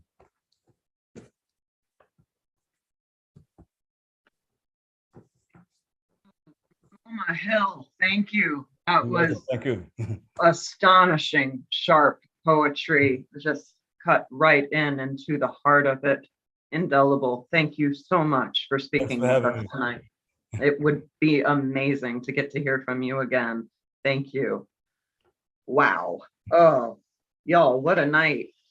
What a night to come back to this. Oh, I mean, I knew I missed you. It's living inside of the, it's real. So we're getting close to our feature for the evening, which is really something to be excited for. First, I am going to bring up, with great thanks, Doc Janning. Welcome back. Thank you very much. This morning, I was in a poetry workshop and we had to write a poem as home. And I took that poem and tweaked it for tonight's event. How would I describe my home? A home I do not have. It's bombed out. For I've lived in many places, lived from house to house, lived with many others, but none I call a home. I would use words of sadadi, derive, yearning, and of loss, a want of what I've not, a sense of love, a sense of peace, a sense of comfort, a sense of longing eased, a sense of being complete, the all of Kuch, a want for a place for me, darshan with me, kundun with me, and where Hineni I could be.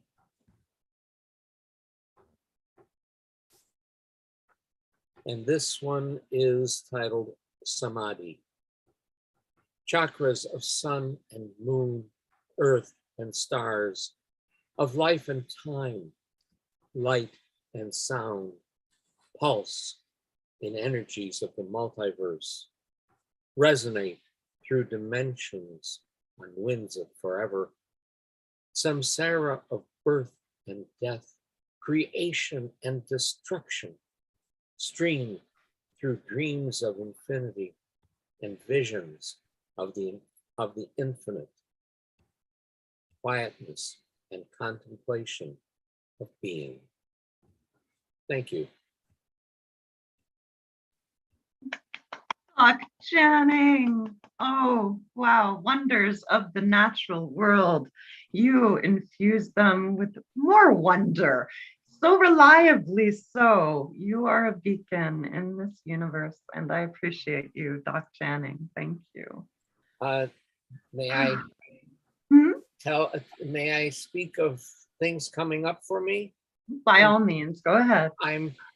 I have been asked to sit on a panel of poets laureate from around the state of Ohio discussing community involvement with poetry for later this month, for late in June, excuse me.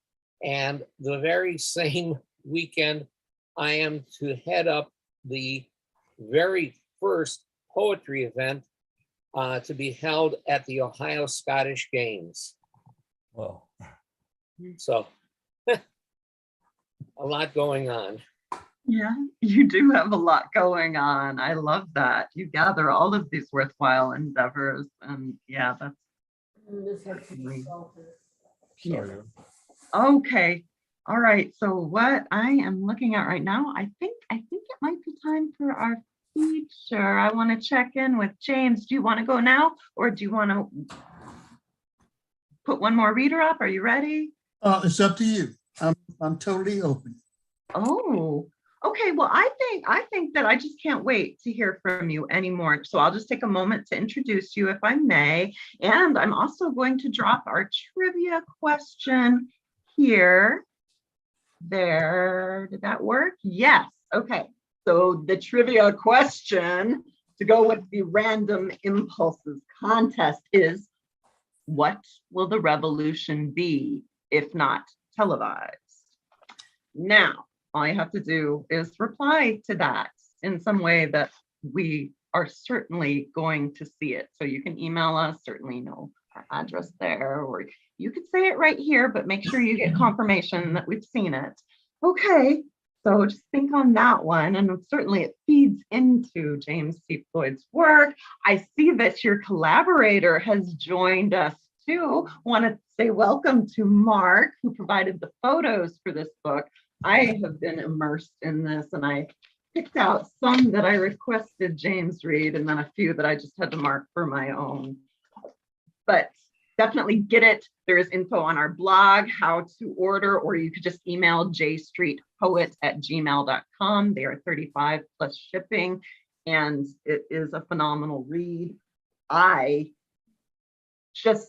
got to tell you, to be holding a hardcover book of poems and being able to flip back and through and look at these magnificently matched and mismatched images with it, that's a tremendous gift.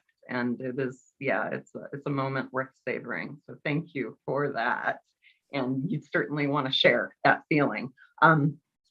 Here's what I will say. James C. Floyd Jr., AKA the Jefferson Street Poet, is a native Nashvilleian, educated in its public schools and on its streets of the 1950s and 60s. He is the result of those who tried to kill his spirit when he was lost, and those who prayed for him when he couldn't pray for himself. He is a writer, and we are going to hear him read now. Thank you so much for gracing us with your presence and poetry tonight. Welcome, and thank you, James C. Floyd. Thank you, Christine. Thank you so much for this opportunity, and thank you, Mark, for staying up. I know it's 1 o'clock in Ireland now. You request that I read my entire introduction. Okay. Oh, it wasn't it was your introduction is awesome, but what it was the random unimpulses. Okay. Yeah. Okay, great. This poem is titled Random Unimpulses. Think tanks wed PR firms and give birth to icons who grow up to fall for paradigms and stand for products. It's all about money. Politically correct leaders vote on moral issues for paychecks that don't quite measure up to the standard of living that comes with the job of never having enough power. It's all about politics.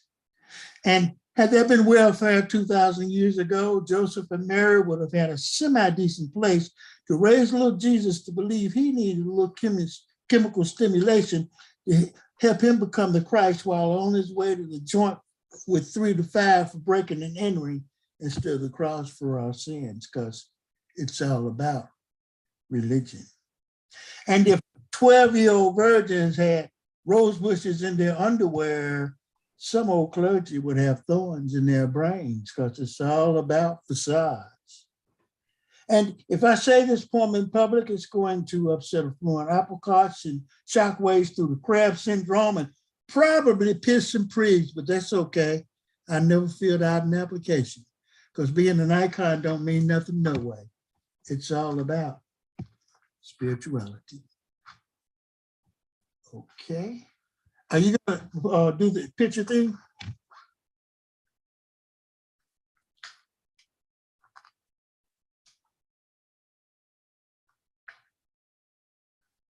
Okay. The second poem, To My Children, Should I Not Return? And this is a picture of Mark's beautiful daughter, Dahlia, when she was very young. She's probably about 12 years old now. Oh. You see it? No. Okay. Dahlia, Mark's beautiful. And yeah, okay. And she's grown even more beautiful. To my children, should I not return? And this was a time when I thought that I would never see my children again. And whether we're separated from our children or not, we wish we could give them everything they need. We wish we could tell them all the things they need to know that will make them okay and help them deal with the obstacles that they'll have to deal with. So this is To My Children, Should I Not Return? Because I didn't think I'd see them again. Unseen worlds are yours if you dare, but first remember, this one is badly in need of repair. There are fields to cross and corners to turn, bridges to burn, and countless things to learn. Faith in yourself is all it takes, this and the ability to learn from your mistakes. Never be content with just being told. Let your desire for knowledge make you bold. Choose your friends, not like the clothes you wear. They must last a lot longer, so choose them with care. Always listen, for the world is a school. Words of wisdom sometimes come even from the mouth of a fool. Be like the sun as you walk this world of women and men. Though you may go down, always rise again. And someday, after this life of mine has become unbegun, remember, the things you do as you grow up, I've already done. Okay? Number 3,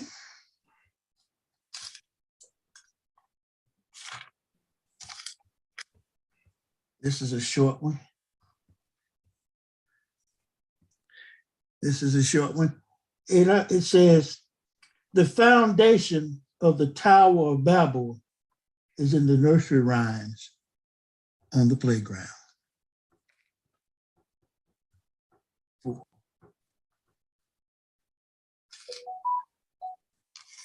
Mark has taken some fantastic, just to see. So many people don't even see, just to see.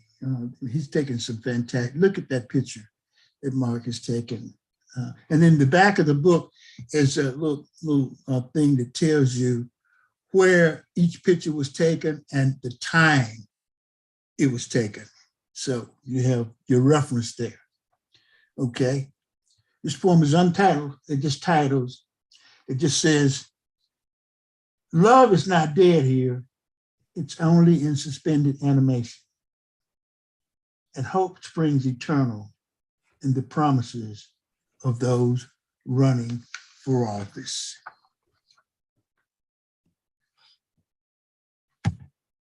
Number 5. You want to know what the comments were for me? Some deep truths there, Ngoma. Wow, incredible. Fiery, Thank you. courageous words, Ngoma. Very powerful. Come back, Ngoma. The Thank you. Pitbull, Come Back Kid. What's the name of the book? That was a poem written. Okay. Yeah. All right. I apologize. I'm trying to find him to mute him. One sec. Okay. There we go. Here's the next one. And this is one of Mark's pictures. It goes, little boy Blue, don't blow that horn. It don't pay to be a snitch. The crop in the meadow is for export to the ghetto. They found Bo Peep in the ditch. Now, little Miss Muffet keeps her stash in her tuffet, eating the cows trying to get to the moon. Jack Horner made parole and is back on the corner, slinging rocks, dealing lids and spoons. And Jack and Jill checked out the hill to try to make a scope, while little Snow White, to all 7 dwarfs' delight, nodded out, spread eagle on the floor. And Mary was quite contrary, but she wound up on ice. See, she let her garden grow because she didn't know she was being observed by the vice. Number 6. Poets are crazy. There's not a picture to go with this one. It's just the words and the poem. Poets are crazy. Poets are crazy. They attempt to reach past the thin veil of this reality and touch with their pencils that core of beauty, which is the essence of everything. They always fail, yet they try again and again, like a moth in its efforts to reach the flame. Upon an ocean of facts, amid waves of impossibilities, they float, imprisoned inside transparent bubbles of dreams. And it's so hard for poets to make it among sane people because they're always wondering while everyone else is satisfied, always frightened while others feel secure. And the only scars they have to show for the wounds that cause them so much pain are their poems. Poets are always laughing while others cry, and crying as others laugh. And each poem that causes them to die is a breath of life. Each breath of life kills them. Poets know no language they can call upon to make what they feel understood. Yet people call them great and immortalize them for their inability to communicate. All poets are crazy because they know that as a result of any fame or success they might achieve in this world, they fail to accomplish anything. And every time someone says to them, I understood that poem, they say to themselves, how could you have understood that poem? It wasn't written for you to understand it, but yourself. Then you would know how much I love you, though we've never met before this. And that would cause you to cry for me as I bleed for you. For only in a mixture of my blood and your tears will there ever be found understanding. So that makes poets crazy people who step on broken glass to keep from walking on the flowers in their efforts to find something that will empty them as it fills them. Number 7, the poem is entitled Mall, Cattle, and Credit Cards. Subtitle, Black Friday. You know, we get more and more Black Fridays every year, you know. Okay, Mall, Cattle, and Credit Cards, Black Friday.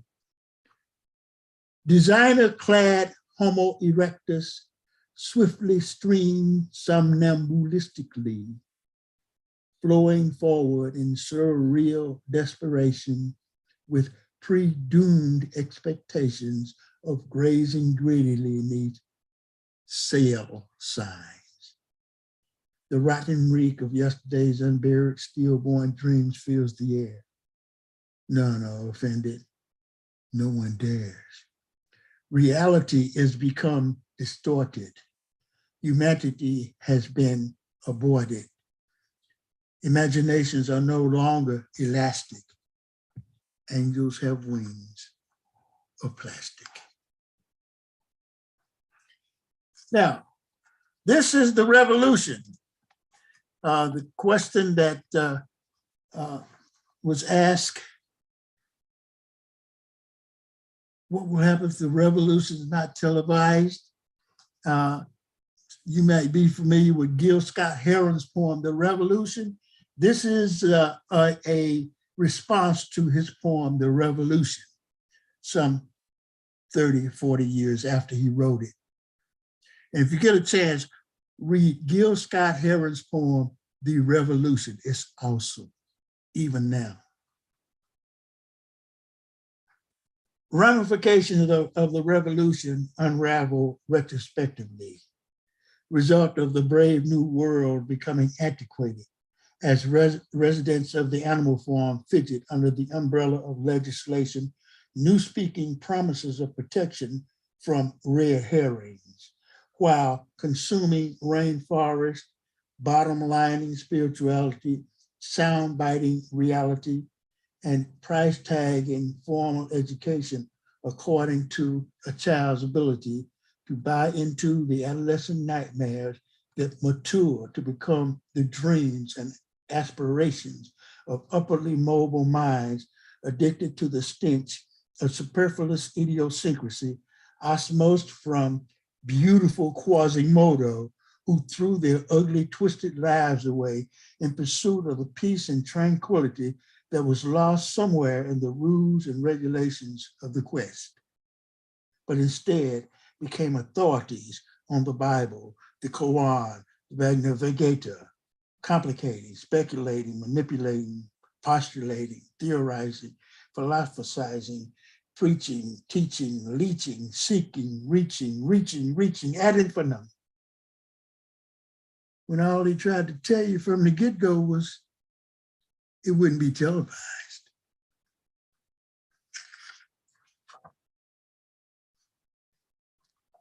Coming to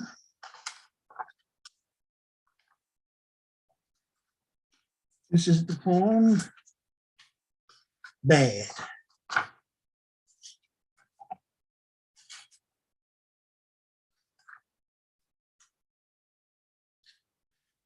Okay.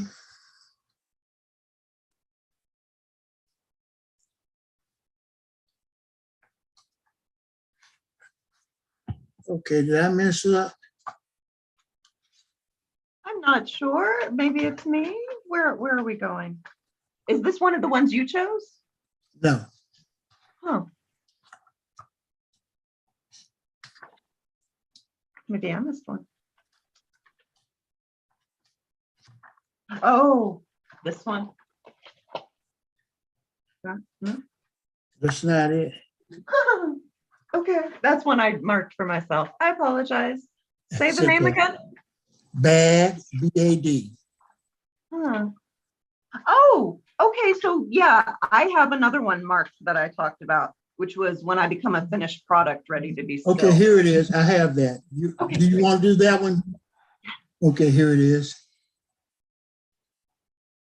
When I become a finished product, ready to be still, I will remember the beginning, which was only a continuation, and the past that led up to that point in existence.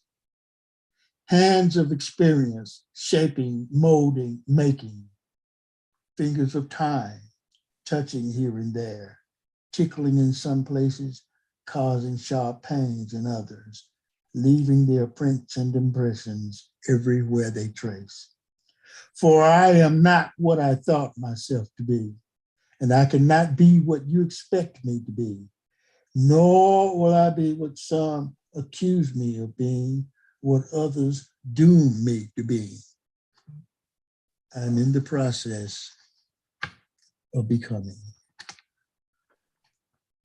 Okay, now, bad. Okay.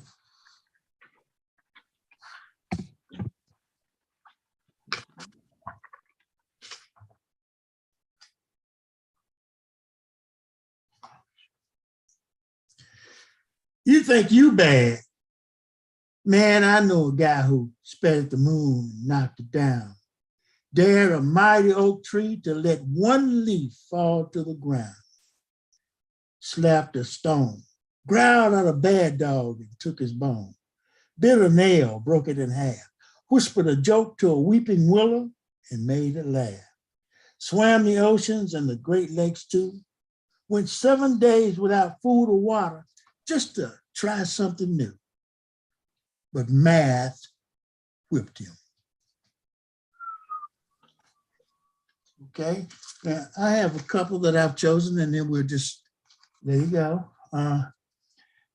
Since we are constantly at war and since we really feeling for people who are victims of other people, we have done things like that too, not too long ago under Bush. This poem is titled Cross-Eyed, like looking at your nose with both eyes. Once, as I lay in a meadow, a soft yellow butterfly lit upon the tip of my nose. And as I observed it closely, the slate gray clouds changed into horses and teddy bears and a fluffy castle with windows that cast lavender shadows. And the airplane, which moved in slow motion across the left borderline of my vision, was an imperfect distraction in an otherwise flawless production cast upon a fuzzy blue, upside down stage.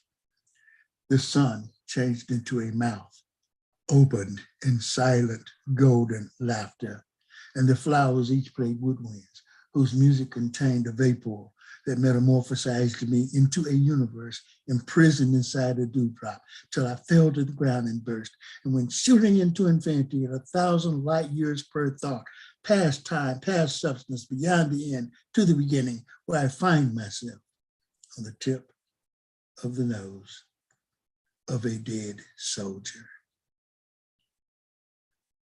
One of the dedications in this book is to my ancestors, blood and spirit, because my ancestors are those people like the abolitionists or Miles Horton, who nobody's ever heard of. It started a commune here in Tennessee where Martin Luther King and all the other nonviolent people went and trained. He was a white guy. We really need to know to get our own information for ourselves, because the information we get is selected for us. And so this is dedicated to my ancestors' blood and spirit. It's called I Am Black. I am Black, not because my hair is nappy, dreadlocked, Jerry curled, or cornrow, but because there was a woman who got down on her knees and prayed to a God she couldn't even see as her man was dragged out and hanged. My soul hears that prayer. My soul longs to answer. that prayer. I am Black, not because my skin is dark, but because there was a man who was forced to slave like an animal and was beaten until he bled from his wounds, and my spirit sees the blood. My spirit longs to heal those wounds. I am Black, not because I raised my fist in the air, but because there was a child who reached out to touch her mother. She was dragged out to be sold like a cow or a mule. My heart feels the touch of that child. My heart longs to touch back.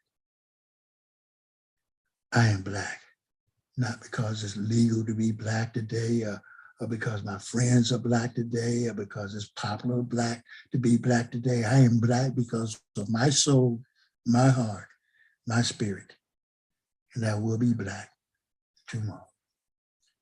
I'm going to do two more and then let it go.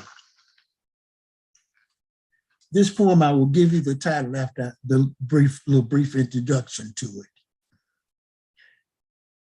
I want to write a true love story, but I don't know when it started, so I don't know where to begin. I want to speak of feelings reaching into, out of space, stretching past infinity with no end. Should I try to tell this tale? I know that I will surely fail, for this saga is still being told in each man's, woman's, rocks, trees, soul. Yet I, with punny poetic pen, even in my most inspired moments, could but offend my muse. That self-same muse who set me free won't cut me loose. So write I must the story of pious stirrings and humanistic love. It's called God and God, Invisibility Incorporated. God with an uppercase and God with a lowercase, you choose. Milton Pryor was a wino with 20 years experience in invisibility, except for those brief moments when he would materialize to bum bus fare to the nearest cheap white port. He lied and begged and stole. Sometimes he did odd jobs. He cooked his liver and he suffered the weight of the world, invisible. He staggered down the street, invisible. He sat on a bench at the bus stop, invisible. He lay in the park, slept. He slept in the meadow with the flowers, and during those Elysium nocturnal hours, along with the flowers, he was blessed by starry nights and baptized in sweet, holy dew. Mornings, as harsh dimensions of another day sent him along his way, invisible, he would say, amazing grace, how sweet the sound that saved a wretch like me. No one heard, though he brushed many a shoulder in the crowd of faces through which he moved invisible. One winter night, drunk, he fell and struck his head a fatal blow on a rock, and as he lay there, arms straight out, legs stiffly together before him, his body made a cross in the snow. And as the snow drank of his final scarlet sacrament, he said, Father, forgive them, and gave up the ghost. God heard, God saw, God loves. Even old winos like you, Milton Pryor. Amen. Last poem, untitled.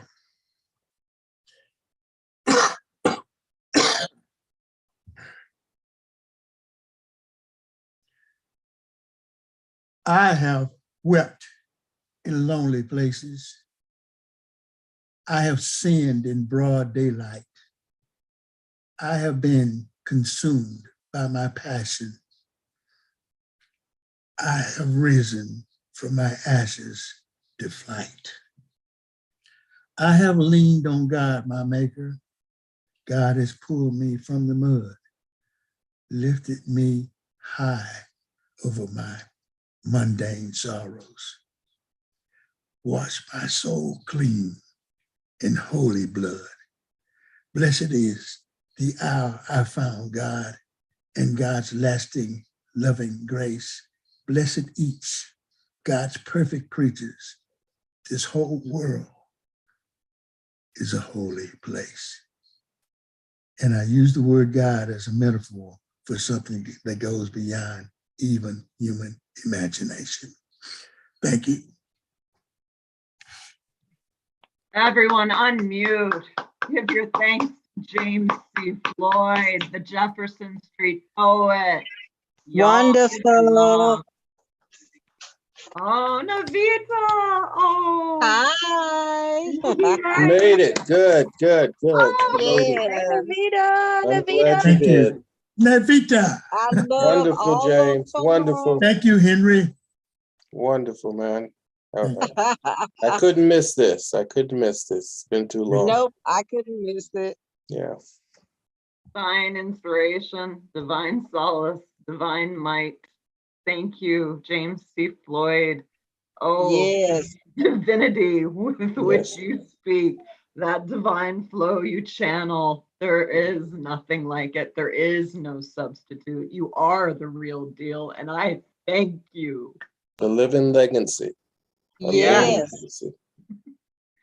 Woo! Oh, God. Definitely.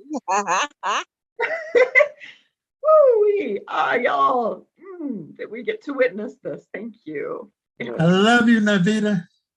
Oh, I love you, James. I am so glad that Henry got me on this and stuff because I did not want to miss it. I just couldn't. Navita, we love you. It is so good to see Yes. you. Oh, thank you. That was like, come on, where are you? He's about to go on. I kept leaving the caller. I That's got like, up right you gotta on be time, there. right? Yeah. So Okay. Yeah. So you all saw the question, and I just want to encourage you to be creative in your answers. Email them to poetryinthebrew@gmail.com. What will the revolution be if not televised? You need to think on this. Give us your answer. We are the poets. So we have one more poet left on the open mic list. So glad they were able to join us. I will offer a short piece inspired by reading James and Mark's book. And if anyone else needs on the list who hasn't spoken yet, just send me a message. Right now, I am so thankful to welcome back Terri Rose Jertson. Hello, how are you? I was not ready because I didn't know I was going to get on the list because I was on the waiting list, but ooh, I will read something. Okay. I was in a workshop today, a roomie workshop at Tumble Words, and I wrote this. Jazz soloist that played to lift my dark mood with a voice that stroked my crackled edges, gluing together the wreckage of my ruined soul. He camouflaged his disintegrating character, the definition of terrorism in musical form. Initially pleasing to my unsuspecting senses, he wooed my innocence with dual purposes. One, to possess, and two, to corrupt. Nauseatingly presenting gifts of manipulation, unseen forces emanating from his eyes and giving hands, flashing a detestable message. I succumbed to the dizzying endgame. 5 years of bondage to the soloist, flames awakening to new love, sparking the fire that burned down pain.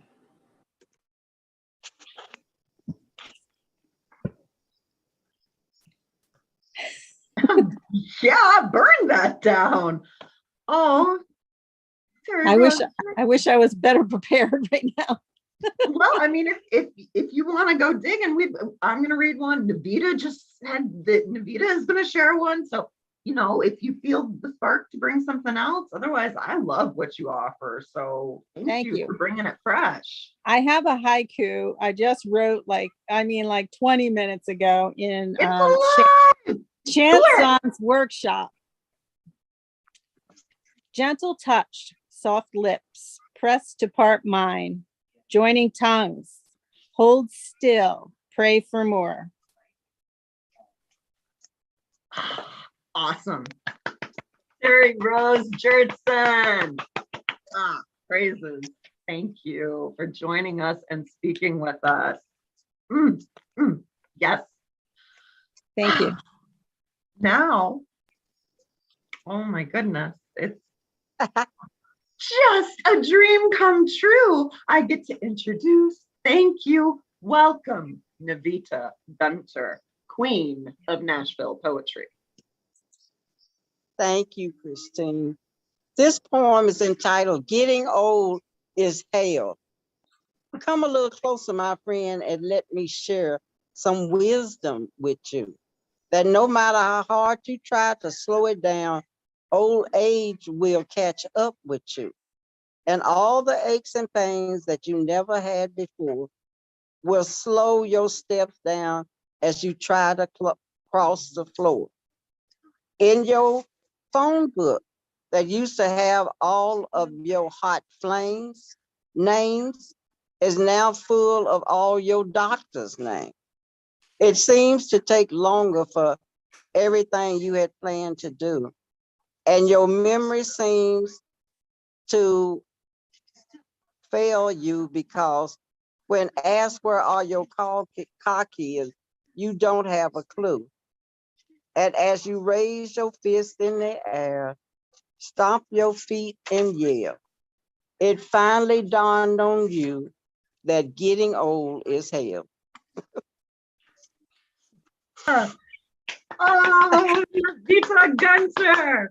Ooh. Thank you for sharing the art that you make of those trials and tribulations, which, oh yeah, we feel you there. Oh, and yeah. whew, yeah, you do some powerful alchemy and bringing poetry to that and bringing that to the point of poetry. Thank you so much, Navita. You're welcome. Such a joy to be here in the space with you again. Oh my goodness. So special. The poetry spirit is strong. Before I share the little poem I have inspired by random impulses, I'm wondering, is there anyone who hasn't spoken who would like, or does anybody have any news to announce? Have we told them where they can get the book? Yeah, I put it in the chat and I will go ahead and paste that one more time right now. So it's easy to find. One moment. Ooh, is it there? Hang on. Well, I'll just type it instead of pasting it. I have so many windows open now. So jstreetpoet@gmail.com. And that is 35. Ooh, plus shipping. So that is the email address for random impulses. And one moment. Okay. Whew.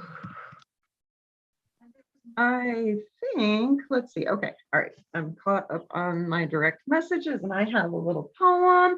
And before I do that, I want to say thank you again to everyone who spoke on the open mic, the people who were here to support and listen, to our feature, James C. Floyd, the Jefferson Street Poets. Oh my goodness gracious. Incredible. Thanks to you.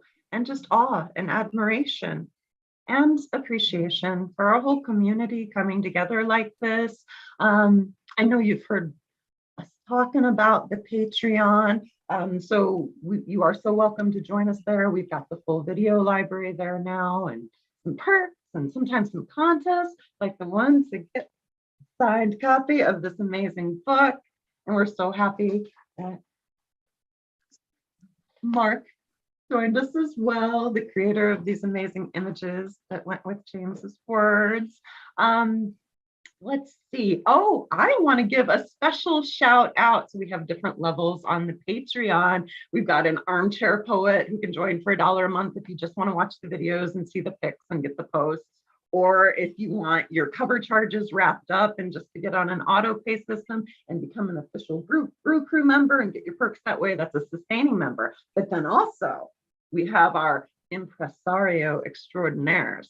So I want to give a special shout out and thanks to them for helping to produce this event. That is Bonnie Solloway and Rhoda Thomas and Katie Thompson. So thank you so much for that. And there are so many amazing things that we can do together, all putting our energy and resources together, creating poetry. Yes, we could maybe look at getting official, like a trademark or something. I don't know. It'd be cool. We'll see. But we got some plans and I'm posting them on the blog and the Patreon. So catch up with us there.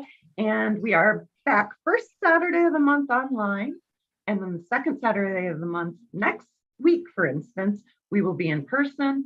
This month, we are featuring Silence Wordsmith. Next month, Jeff Cottrill is coming from Canada to join us. Amazing, right? Amazing. So let us see. I'm going to read a poem.